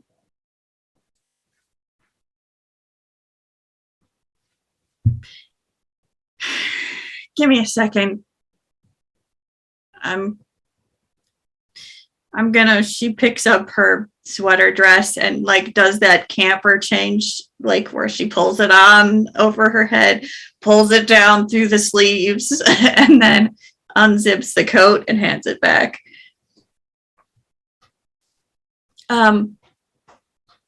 Tell the big guy I said thanks. Good thing. Yeah, are you going to be around a while or should I message you? Because I have Ray's card. Yeah. Okay. I'll message Mr. Knudsen. If I learn anything from my contacts on the Paranet.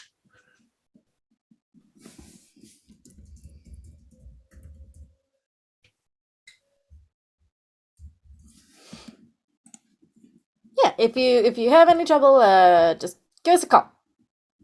Yeah. And we'll leave you alone now. Sorry about all of this. Yeah. Nod. And with that, I think Maya's gonna like start backing off and like heading away because I think it's best we leave her alone. Tell your moose friend Oh boy. that Chandler Kopecky owes him a coffee. Will do.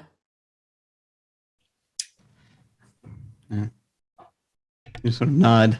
Well, thanks very much. And I think as we're sort of heading away, I will turn to Marceline and just sort of say, that was very good. You were very good with her. Thank you, I know. So talented. Wait, does she owe him a coffee or does he owe her a coffee? She says she owes him a coffee. I What? think she How does thinks that he's work? cute. She's got it bad. Chow? Ugh. Were creatures. What do I know? Is that? She Is just that what walked she away said? with like about $300 worth of weed. Oh, did you actually give her the weed bag? I offered it to her. If she took it, then she's walking away with it. Yep. $300 a weed, a cup of coffee, good trade-off, you know? Considering the hassle she just went through, I feel like the $300 is an Yeah, you just hit her, acceptable like, you reimbursement. guys just hit her with a car. I think, you know, you can give her one coffee date. Maya will text the group chat. Hey, Chow, you owe Chandler Kopecky a... Wait, no, she owes you a coffee. And she'll put a goose emoji. You see Chow's phone just light up in front of you. God damn it! Yeah, it's like Yep. sort of phone buzzes. Well, you got the message. Well, you get the message. Well, he'll have to just read it later. No, I text the group chat. Oh, okay. There is no way that she is not. Well, at least you can return his phone to him. Well, no, because if it's the group chat, I'm It's with a group Chow Yeah. That's true. Yeah. That's at the true. store. That's true. And he didn't Yeah. think to Yeah, inform me- us until the group chat lit up. So So, meanwhile, James and Chow are lighting up in Chow's store. I'm assuming.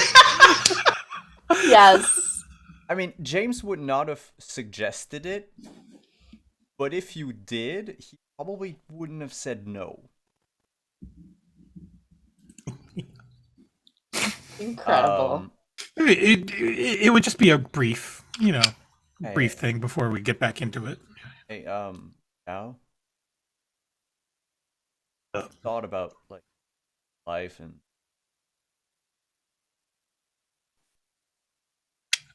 I mean, you kind of have to when you're in this business.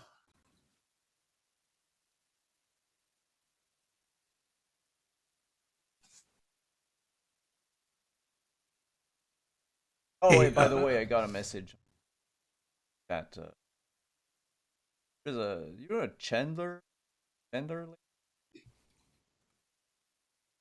is apparently she. I mean, like that Oh. show. Oh, I You don't like that think- show? Not like Friends. Wasn't that Chandler. was there a guy? Wasn't like But yeah, that's like a girl's name, though. Pretty sure it's a girl's name. I think I knew a Chandler once. did not have the butt of a Weird hippie chick.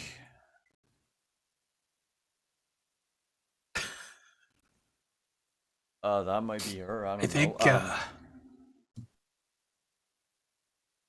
it was kind of weird because I had dinner at her house once, and then I got really, really, really sick, and then I woke up at the hospital, and like they were gone. Like the entire family just picked up and moved, like they were afraid of like a lawsuit or something. But joke's on them because my parents didn't even speak English. Okay, but the message we have here, like, is a goose emoji. You think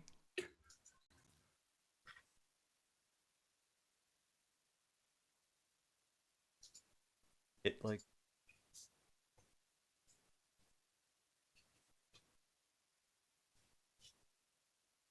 I don't know, but that sounds like because it sounds sounds like like it was like Kmart. food poisoning. What? Huh? Kmart. What goes around comes around.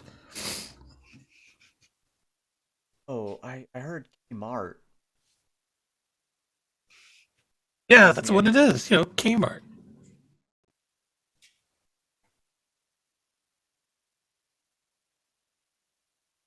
Your brownies? Well, I mean, we expensive? could just Instacart it. I don't have Insta. Can't pay for delivery. Well, we have edibles in my store. We'll just grab some of the stash. Yeah, like these boxes, they're like supposed to expire tomorrow, and we'd have to pull them off the shelf anyway, so we might as well just have them.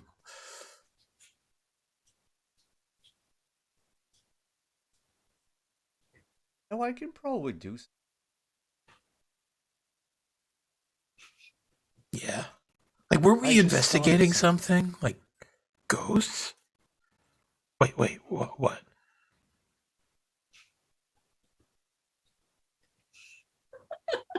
No, wait, that's not what I'm. No, I can like magic. Like you would be surprised, but there were cultures on this continent that like a fuck ton with. And like most of it was pretty much lost, but like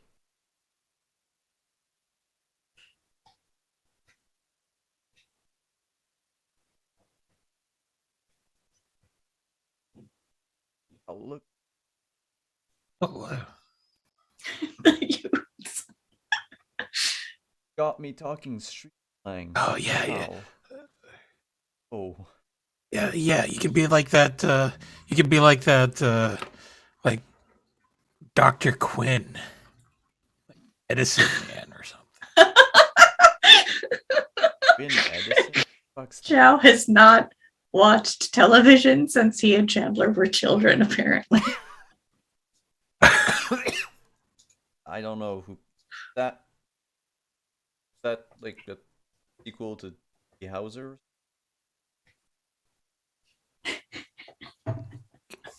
I don't even know now. Oh, he starts typing on the group chat. Watch out, the goose is tough. If you help, just howla.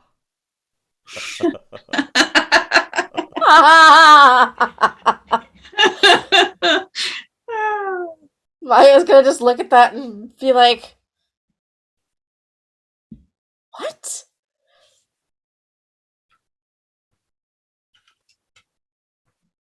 She probably texts back, we got it handled, I think. Okay, thanks.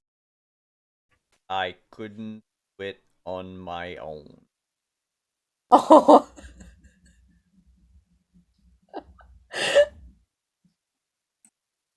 Yeah, they took care of the goose. Oh shit, that's awesome. Hope they didn't eat any tainted meat or anything. Y'all eat the. No? Question mark, question mark, question mark, question mark? Nah, they did. That's good. If they did, they might have become some weremoose or weregoose or whatever. I was saying something about you can turn the goose into goose. I think he'll have to work that out with her. Oh, you're gonna wait. The goose is still. She's alive? Question mark exclamation. Yes! Why would we kill her? Trying to kill Chow, I think. What?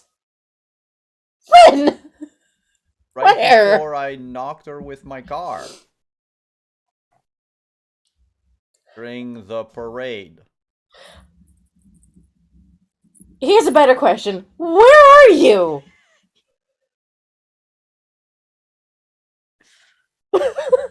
We should probably discuss this in person? Question mark, question mark, question mark, question mark. Yes.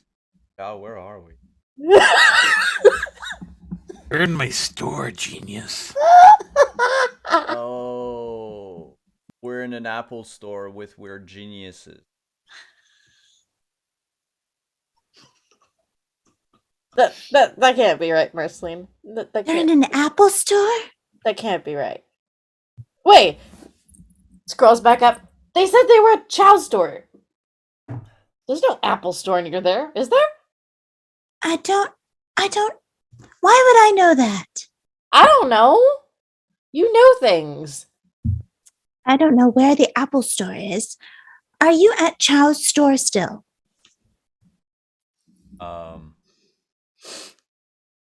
I believe so. Fantastic. We're on our way. Okay. Did you say where, genius? Mhm.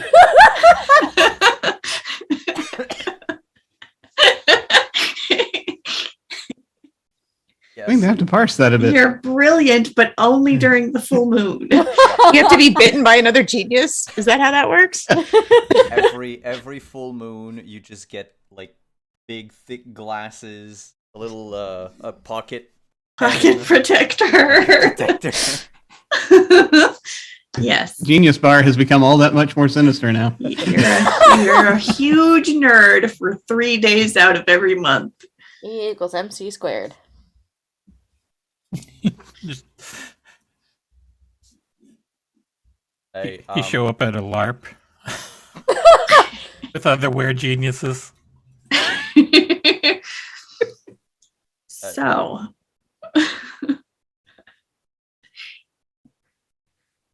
so you make your way down out of the parking area.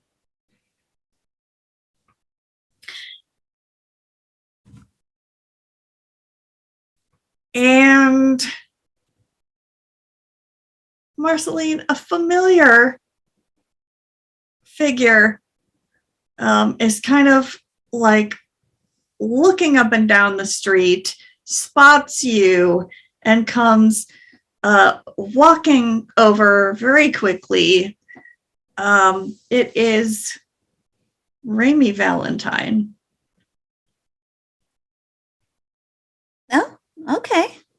Hey, didn't see you there, stranger. Hey, What's, you looking for something or somebody? Parade's over. you haven't seen my sister by any chance, have you? Your sister, was she here? Yeah. She was watching the parade. We were both watching the parade.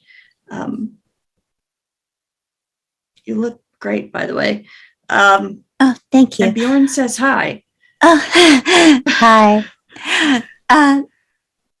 No, I didn't see anybody. I was up on one of the floats, Yeah, kinda, the crowds, you were the busy. faces all passed by so quickly. Yeah, I didn't see your sister. I'm so, is something wrong? Like, is she?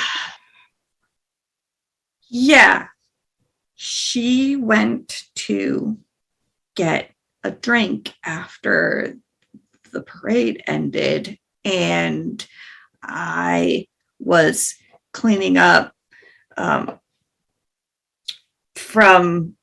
I was helping the Kates Mhm. do music sound stuff, and I was supposed to meet up with her at the coffee booth, and she wasn't there. I can't find her, and I can't get her on her cell. She lost this, and he holds up like a bracelet with like a blue charm bracelet and with beads. She never takes this off. Does this? Is it like, is the clasp broken? Does it look like it was pulled off of her? Does it look like? Yeah. It looks like it snapped. She didn't mention anywhere else that she might have gone. Did she happen to mention anybody that she noticed in the crowd who was making her uncomfortable or anything? No, she seemed fine, and she was just going to grab a coffee, and I was going to meet her over there, and next thing I know, she's gone. Like, I saw her walk over there, and then now I can't find her. Did you ask the people at the coffee stop? Yeah, they didn't see where she went.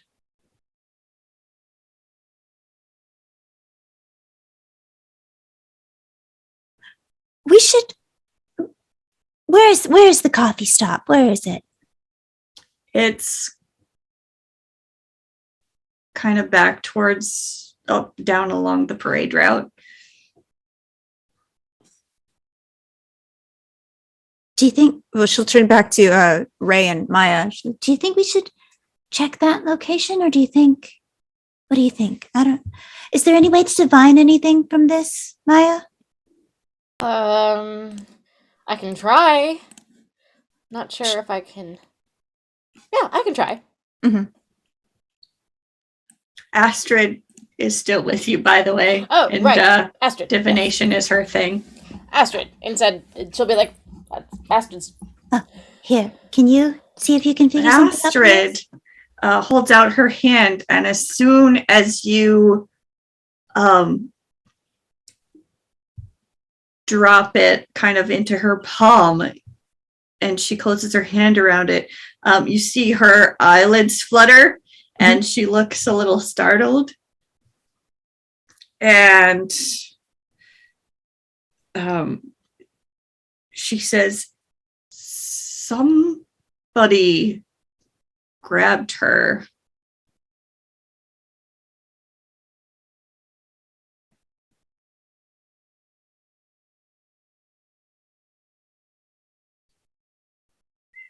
Somebody I just grabbed got a her. flash of a guy in a parka, and he pulled off his ski mask, and there was like a ram's head or something, a goat face. A goat? Oh, that sounds bad. That sounds bad. Bad, bad, bad, bad, bad, bad, bad, bad, bad, bad, bad, bad. Oh, hell no. Oh, bad news. Bad news. I don't know what it is, but it's bad news. See what you did there. I couldn't resist. I'm sorry.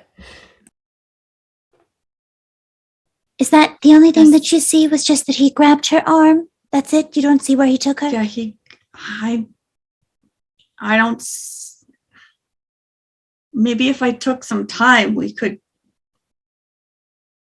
do a tracking spell.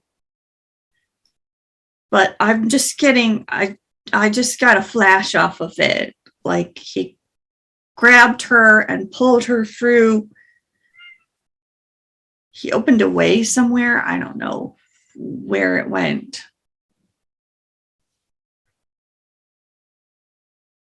Oh, so she's not even in the. She's in the Never Never. Maybe. I don't know if they went to the Never Never or if they went to somewhere else. Those goddamn gruffs. Where the hell else could they possibly go? Ray, do you know? I'm going to see if I can find out, and I'm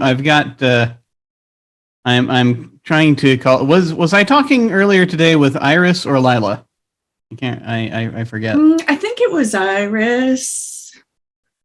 I'm trying to remember who's at the office today. Yeah, I think it was Iris. And I'm gonna try. I'm gonna try calling in. Okay. I think they were supposed to be running the image of the Yeah. of the guy that I had sent. Uh-huh. But we're supposed to be checking for that guy in our database. But this now is taking precedence because this is a kidnapping. Okay. I'm just gonna call and see if they're there. Monarch Securities, this is Iris. Hey, Iris, it's Ray. We've had somebody be there's been a kidnapping. And it seems as though they're one of the suspects may be a partially transformed creature or someone of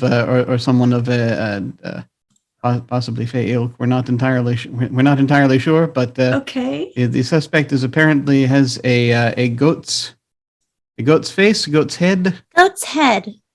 Goat's head. Goat's head. You mean like a gruff? Exactly like a Did- gruff.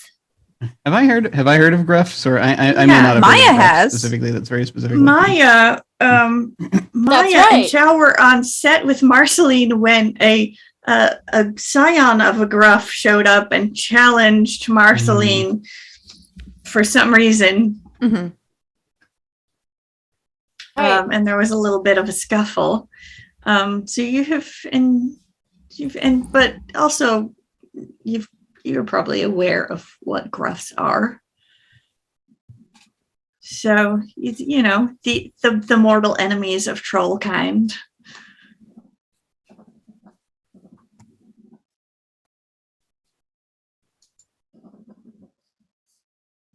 Hmm.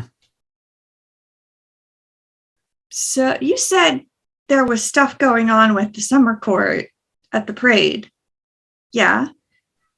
Gruffs are usually summer aligned. Uh-oh. You don't suppose he was one of those firemen who were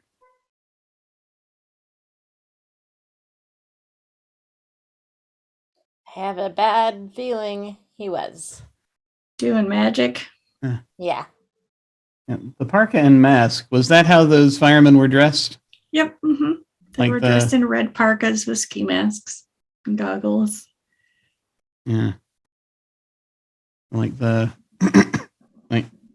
Because it's like that. It was one of the firemen. It was one of the Do we- firemen. That was they were Do we dressed have within an the mask. ID on in the the parka. the victim? You think? I believe it's Tessa Meyer. Is that her name? That's her Yeah. name? Yes, I say, holding the phone down. Yeah. Yeah. Tessa. Tessa I think it's Meyer. Tessa Meyer. Okay. And I'll give a description. Cause I've seen her before. She was at the. You have. She was She at was the at gala. the thing at the Mhm. university. Yes, she was. So, I'll give a description. Okay. If they need one. And I will put yeah. that out, and we'll Yeah. see if we get a hit. I do have something for you on the mystery man from the Sky Bridge. Oh yes.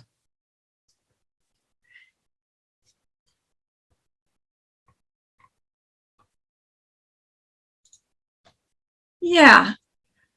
Facial recognition called up Sylvester Payne, who seems to have aged very well for someone who should be in his 90s.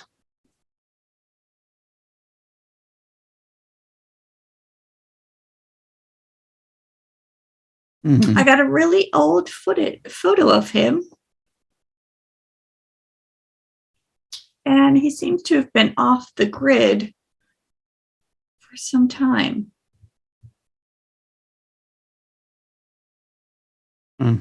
What do we know about him? Is he court associated or is there something else?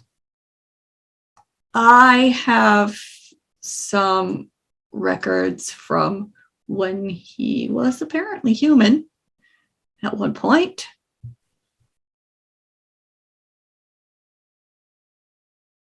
At least from what I can tell, I've got birth records, some yearbook photos, military ID, and he supposedly died in action. But that photo from the bridge looks exactly like his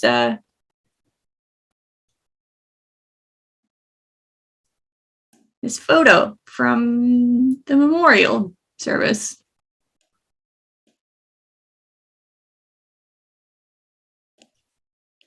She'll Huh. send you a copy of the obit with his photo of him in his dress uniform. And you can see it does look, it looks like a more human version. Well, the photo that you took probably looks like human. It looks like him.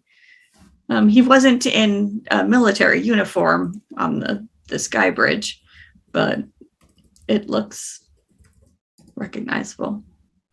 Yeah.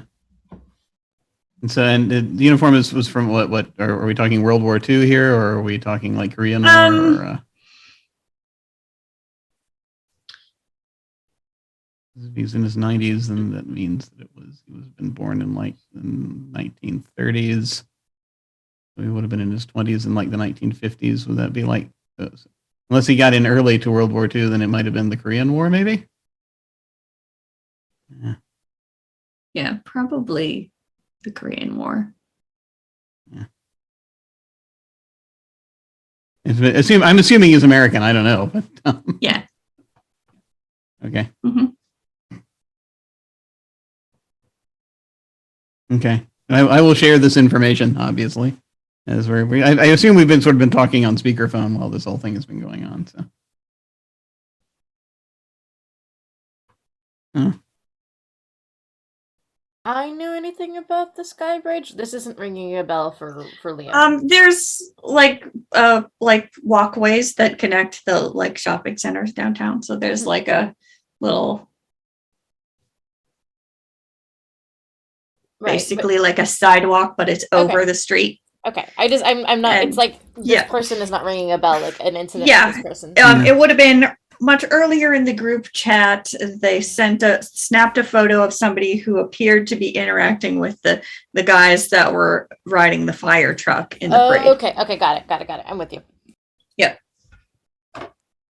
So you're telling me this man is a 90-year-old dead man? Your guess is as good as mine. Hmm. I'm trying to remember if I know if Marceline had said anything over the group chat about having looked at him or not, having seen him or not. Yes, she's the one that kind of spotted him and pointed him out, right. and then James put on his glasses of sunglasses of true sight for a second and saw that he was actually Fae. Okay, all right. Where things come down here. Was that? I assume that was communicated in the chat Yes. at that point, or Yes. Okay, Mm-hmm. all right. It's like so he is so he is probably most definitely in on this whole thing as well. But I suppose it is a summer thing going on where they're trying to get people on their side, and now they're snatching people.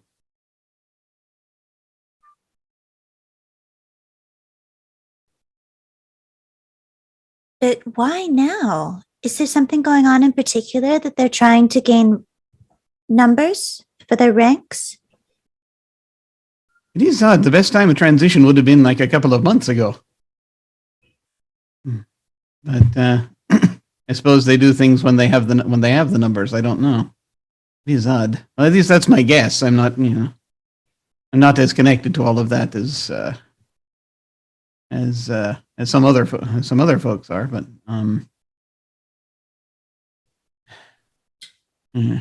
is do we have anything? And the phone's still open. Iris, I don't suppose we have anything on. I don't suppose we have anything on the. If there are any particular important. If we have any important things going on this year among the courts or anything that we've been made aware of. Not that I know of. Nothing official. This festival has happened like every year, so it's kind of weird that it's sort of now. I mean, I look, I don't know much about this court stuff, but does the summer court have an enemyship with the winter court? Like, is this some sort of feud going on? Like a turf war? Well, as I understand it, and mind you, I just work customer service here, but as I understand it, it's something of a sibling rivalry almost between the two queens. So this might just be a pissing contest. See who can kidnap the most people. And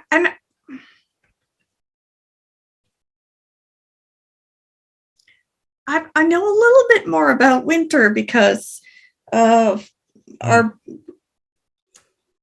company has some connections, and I don't. And winter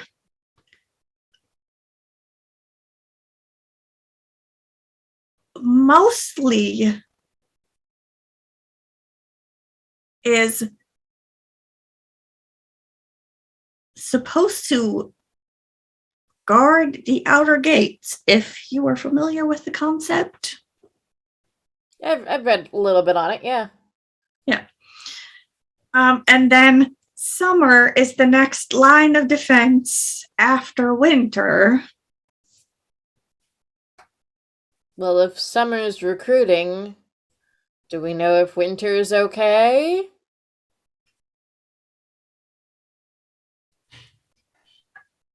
Well, we have been having some unseasonable weather this winter. And just because, and now Ray is putting a thing together in his head that may or may not be apt. Okay. But given what this festival kind of celebrates, and given who is represented in this festival, Yes. Ray will say, and we'll say quickly into the. We haven't heard any rumblings about. Is Grandpa all right? We haven't heard any rumblings there, have we? As far as I know, he's fine. Isn't he supposed to make an appearance at the festival? Well, they never. They never tell me if it's going to be him or if it's going to be one of the stand-ins.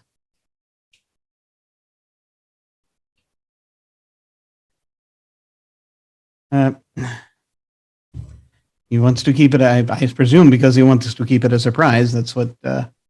That's what Ma tells me anyway. I saw the float. It didn't look like he was up there, did it? Or as I can tell. I mean, there was a man in a red suit. Well, yeah. I mean, there's a dime a dozen right now, but Yes. And he wasn't even dressed as that. There was someone dressed as Santa, but it looked like, Mhm. you could probably tell there was a pillow inside of the. Yeah. But there was someone else in a red suit up there. Is that? Yes, there was someone else in a red suit on the float with the carnival royalty, the Prime Minister. Just sort of glance around. I know a lot of folks have sort of broken up. You know where I sort of turned to Marceline. I have a terrible. Do you know where the Prime Minister would be right now, roughly, by any chance? DM, would I know where the Prime Minister is right now? Last time you saw him, you and Maya were attempting to have a conversation with him and the Queen Regent of the Northlands about the rowdy firemen that they were sort of keeping a weather eye on. Last time I saw him, we left him at the float.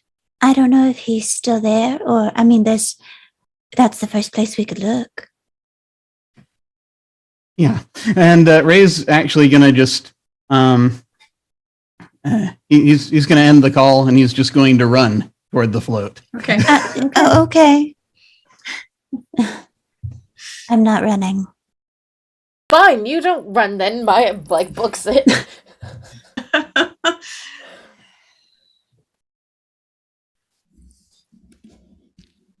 Okay.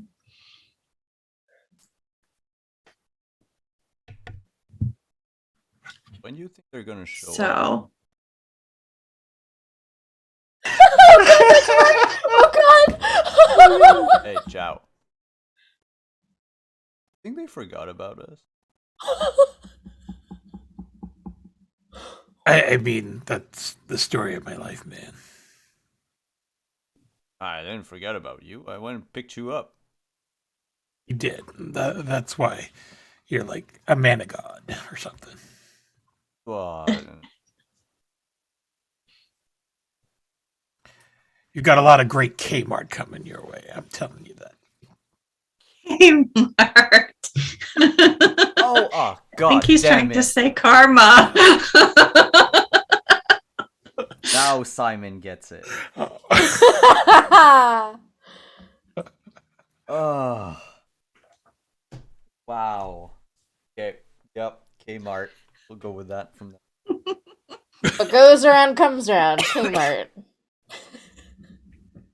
It's a bit more complicated than the kind of god type of thing.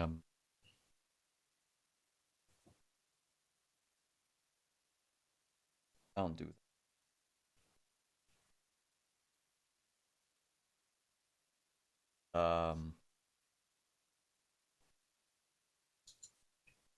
Next though? I think we should. Yeah, okay.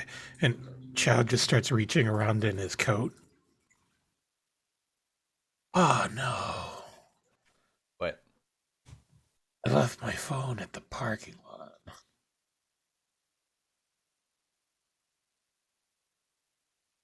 Oh. Oh, let me send you a text to it. Find it. Yeah, okay.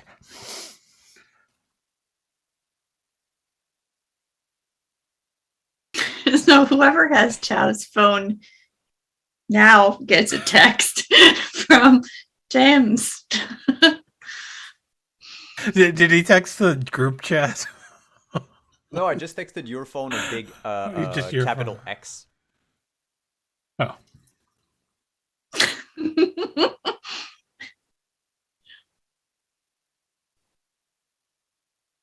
Puts it back in her pocket. Just doesn't even Right. know what that's all about. So, so Marceline is left with Raimi and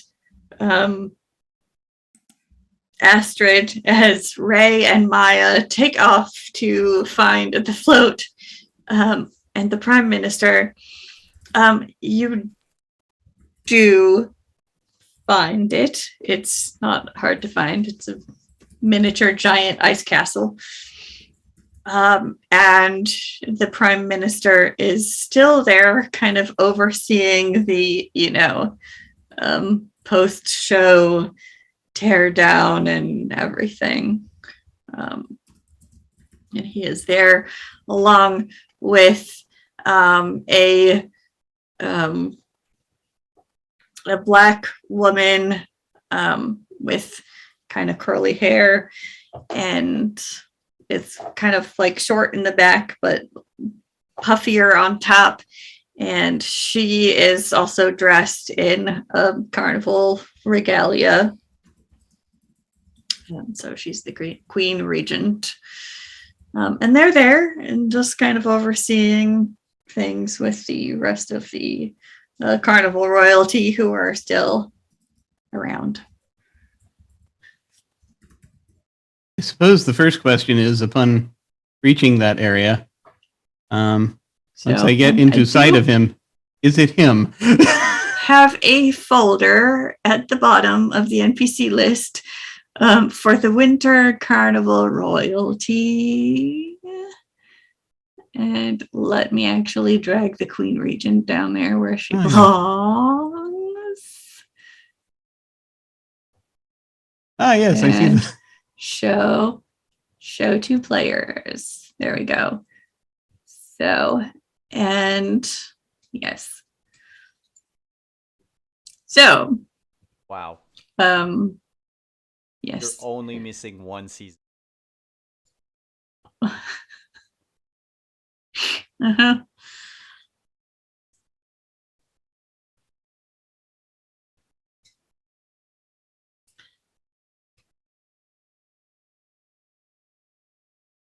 So, is it him?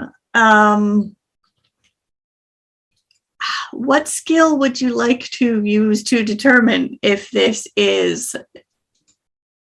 your boss? So, I guess, how do we feel about investigation? Sure. Have you never seen your boss before? I would like to think that I have seen him before, but it's complicated. Yes.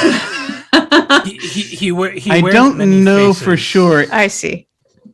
He Yes. has a rather large family, so I don't know if Ma would have let me see him or not. She's generally pretty kind, but she's not like her sister. Her sister down in Chicago. But it's there. There's he's very busy. He's very busy, and so it's a question of time. So you may there's a have chance that perhaps I've met him. It's possible I haven't seen him since I was a kid. I don't know. So Okay. it's a good question. It could be either way. I might have seen him. I've been in the offices, but Okay. we'll see. So I would take investigation or empathy.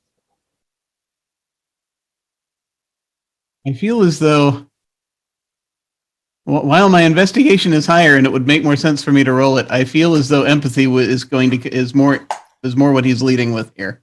I'm probably going to go with that. Okay.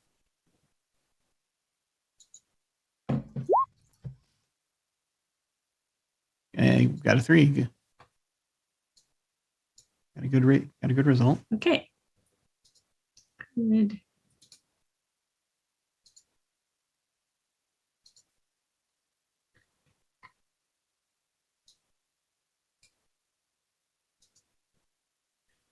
So he sees you run up looking very concerned.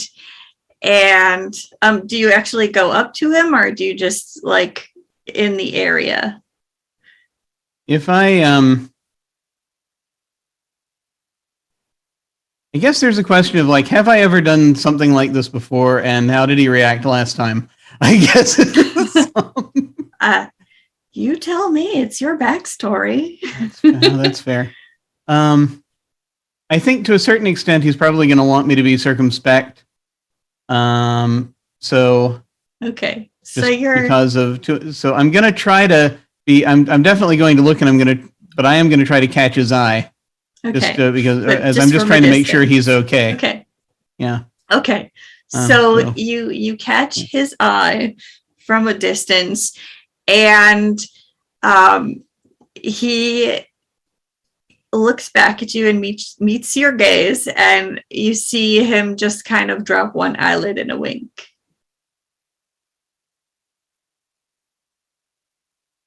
Okay. He seems to be okay.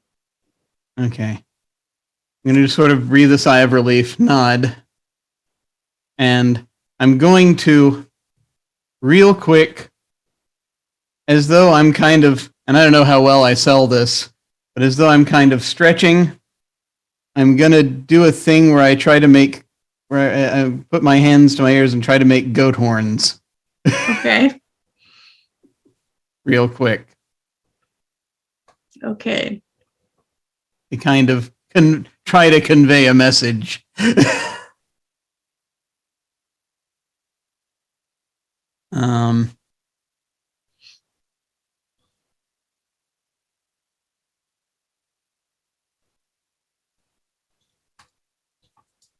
He you see him kind of nod, like he kind of, I think he gets the gist. Okay.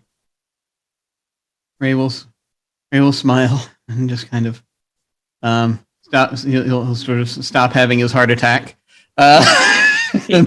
He is aware that stuff has been going on.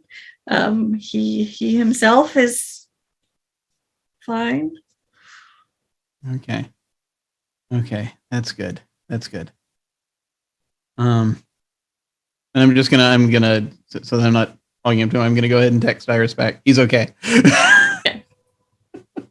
Good. All right. So what's your next move? That all seems to be wrapping up without incident. Do we want to go back and get James and Chow? Just sort of reconnoiter. You probably should. Because otherwise, I'm heading for Taco Bell, y'all. Okay. Oh no! Oh god.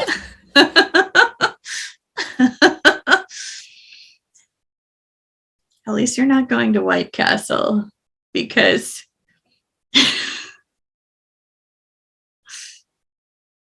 well, I've seen Harold and Kumar.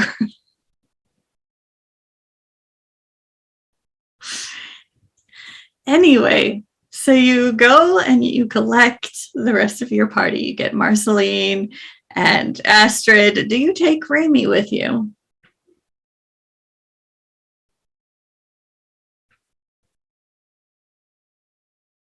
Does he want to come with? Yeah, if you're going to try to find out what happened to his sister, he would like to be present. Okay, and then you head back to James and Chow at Herbal Outfitters, and that is where we will pick up next time. You open the door and it's just a cloud of smoke.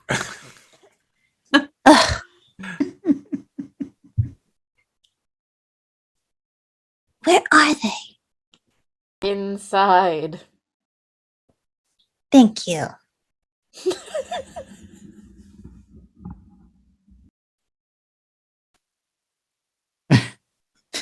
Hey. I think. here. Yeah.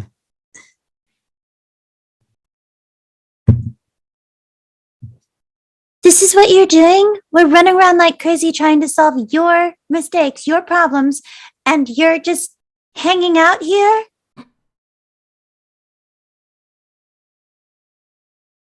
You sound like you could just use a toke.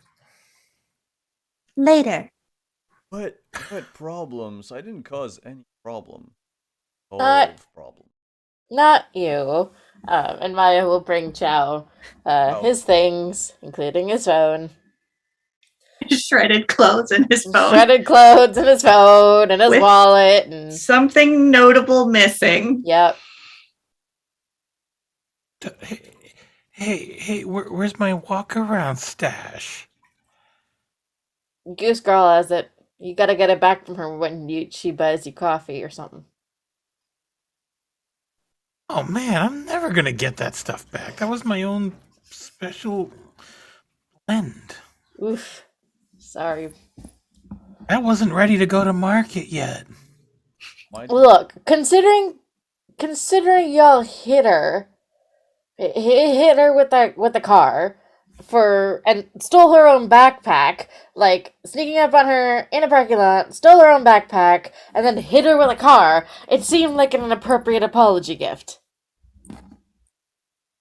Yeah. Also, she's buying you coffee. I don't know why. I think that might be because I hit her with the. Why would she buy him coffee if you hit her with the car? Because she's concussed.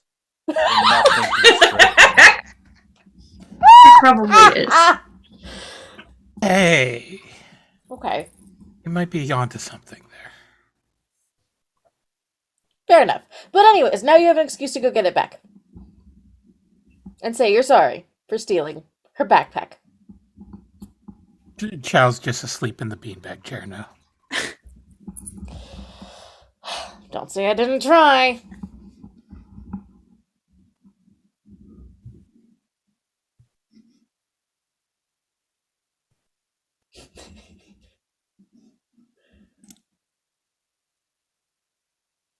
Yeah. Maybe maybe in a little bit, if we can, yeah, once we've well, they're okay, that's good. We've got, maybe in a little bit we can get some, we can see if we can meet up with we might be able to meet up with Pocket and see if she was able to get any intel. Hope she's all right. Well, we'll find out next week.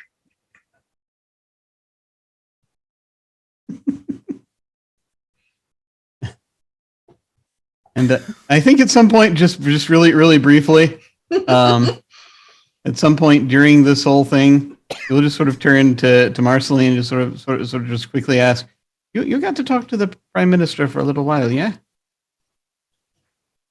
I don't remember why. I was just wondering how he was, what he was like. He seemed nice, jolly. Why? I figured. Do you like Very want his lucky. number or something? Because I can try to get his number for you if you want. No, that's all right. He. I think he's married, but like you never know. Oh no, that's fine. It's not. It's not some. It's not that. It's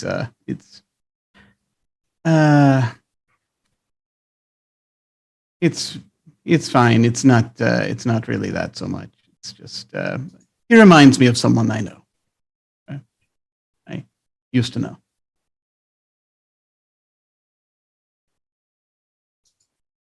Oh, if Haven't like had a if chance he's, to see very much lately.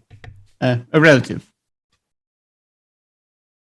I'm not. I don't want to get involved in like missing dads. Like No, that's fine. That's no. That's fine. That's fine. That's no. I just was curious as he's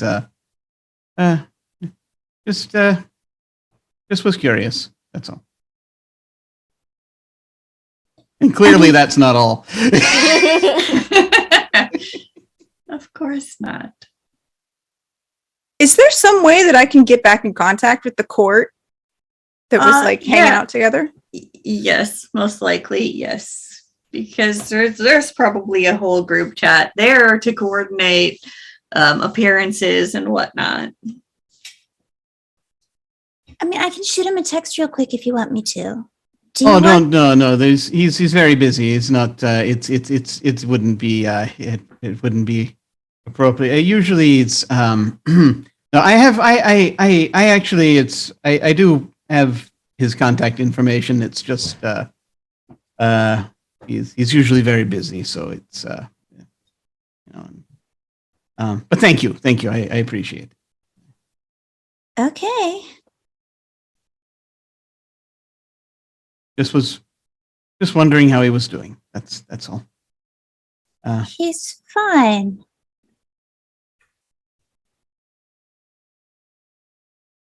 Thank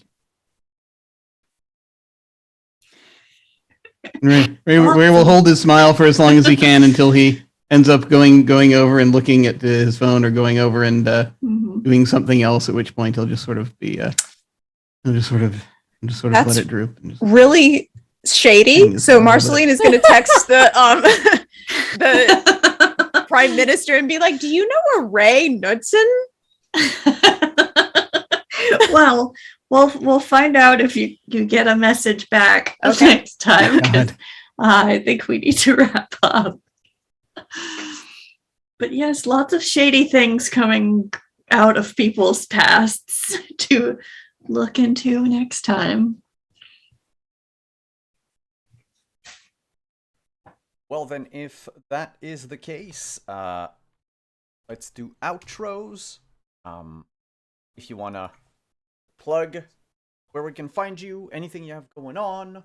Thank you so much, everyone, for coming. By the way, thank all of you who hung out in chat. Thank you for the follows. Thank you for all the fun times that we've had. Thank you for the game, Alyssa. Thank you, players, for being here on a Friday night. To play some Justin Files. I'll do my spiel last, so we'll do same as the intros, but we'll skip me and I'll go last. We'll start with Jim. Oh, hey. Yeah. Just it is the sad truth of this world that if you start if you have a job that requires you to be everywhere at once at a particular time of year, that requires massive infrastructure and people all over the world, sometimes you don't have time to spend. You can't spend a lot of time with your grandchildren, and it is very sad. But in any case, yes, no, this was great. I'm very pleased to be back doing this. I'm very pleased to be playing this with all of you. This was wonderful, and I'm eager to see where this goes. I'm Jim Ryan. I'm a writer, streamer, and podcaster. I am OtherDoc on both Twitch and Twitter. My website is jimyesthatjim.com, where I have various things, mostly old podcast type things related and other audio thingies. On my channel, we play Invisible Sun, usually on Saturday nights. And right now we're kind of slowly gearing back toward it, as we're doing individual one-on-one sort of sessions to kind of get back into it. And so soon we'll be back to our regular sessions, though, on Saturday nights. Also, we have a campaign coming up on Wednesdays that I'll probably talk a little bit more about when we get closer to it. But it's I'll say just briefly, it's Rosette Diceless, and it's a paranormal spy thing. And I'm very eager to get into that. And of course, on Friday nights you can find me here. So thank you all very much. This is great. Glad to be back. I think that means I'm next. Hello, my name is Leona. You can find me on Twitter at the Leona Meeple, and that's the best place to keep up with me and find out about all the gajillion things that I have going on this season. I've somehow ended up in so many different streams, and I'm not even sorry about it. You can find me on the Misfits of Space podcast. You can also find me over at the Redacted Files podcast. And in addition to that, you can find me here. I'm also going to be on Faeforge Academy on Thursday morning, so stay tuned for that. And then a Pathfinder game on Thursday evenings that I don't think has been announced on the social medias yet. So again, Twitter, the best place to find out about all of this stuff that I do, in addition to all of my DEI and intersectionality consulting shenanigans. Twitter, that's the place to go. Thank you to everyone in chat, and thank you to everybody here, because this crew is amazing, and I freaking love this game so much. It's so good to be back. Yeah.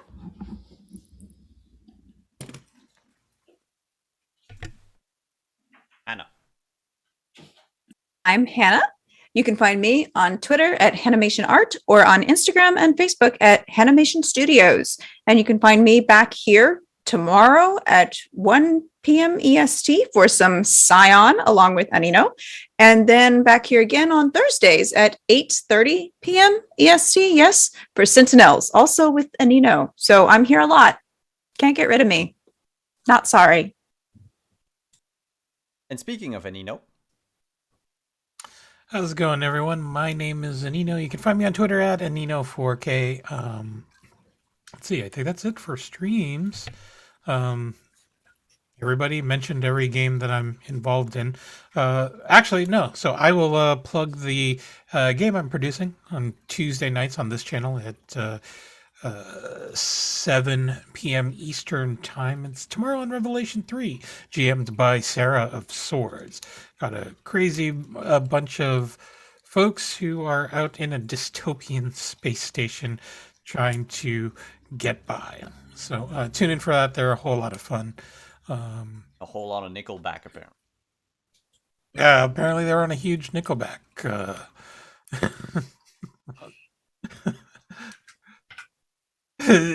Jim's in denial over that. I was in chat during that first session. I saw what happened. I saw the travesty that happened that night. Yeah. But anyway, yeah. So tune in for that, and stay tuned to this channel. Yeah. By the way, we're like 11 followers away from 100 on the Wandering Society Twitter. So shoot us a follow there too. Get us to a nice round number. Yeah, that's it for me. Well, then we're gonna go to Alyssa. Hey everybody, thank you for watching, and thank you all of you for playing. I was very excited to get back into this, and it was absolute chaos. I loved all of it, and I am very excited to see how you all handle Big Trouble in Little Canada next time. But And you can find me on Twitter at Shawltails, and here for more of this.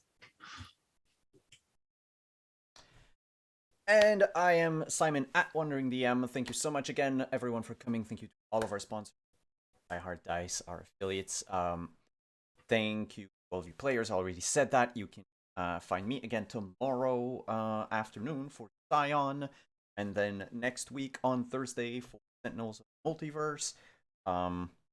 Back here on Friday. By the way, if you ever want to get into streaming or into running a game, and you're looking for a place that could host you all the production for you, so that you don't have to worry about that, or if you want to learn about how to do the production but you don't have a game to run, you can just contact us at the Wandering Society. Find us at Wandering SOC on Twitter, and we can get you started. That's how we started with Revelations and all of the other shows that are going to be coming up. So we still have a few slots in the schedule, especially during the daytime.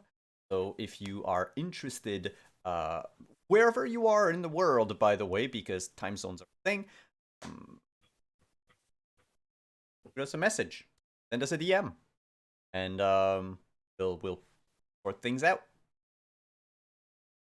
On that note, we'll wish everyone a good night, good weekend, and we will. Bye-bye.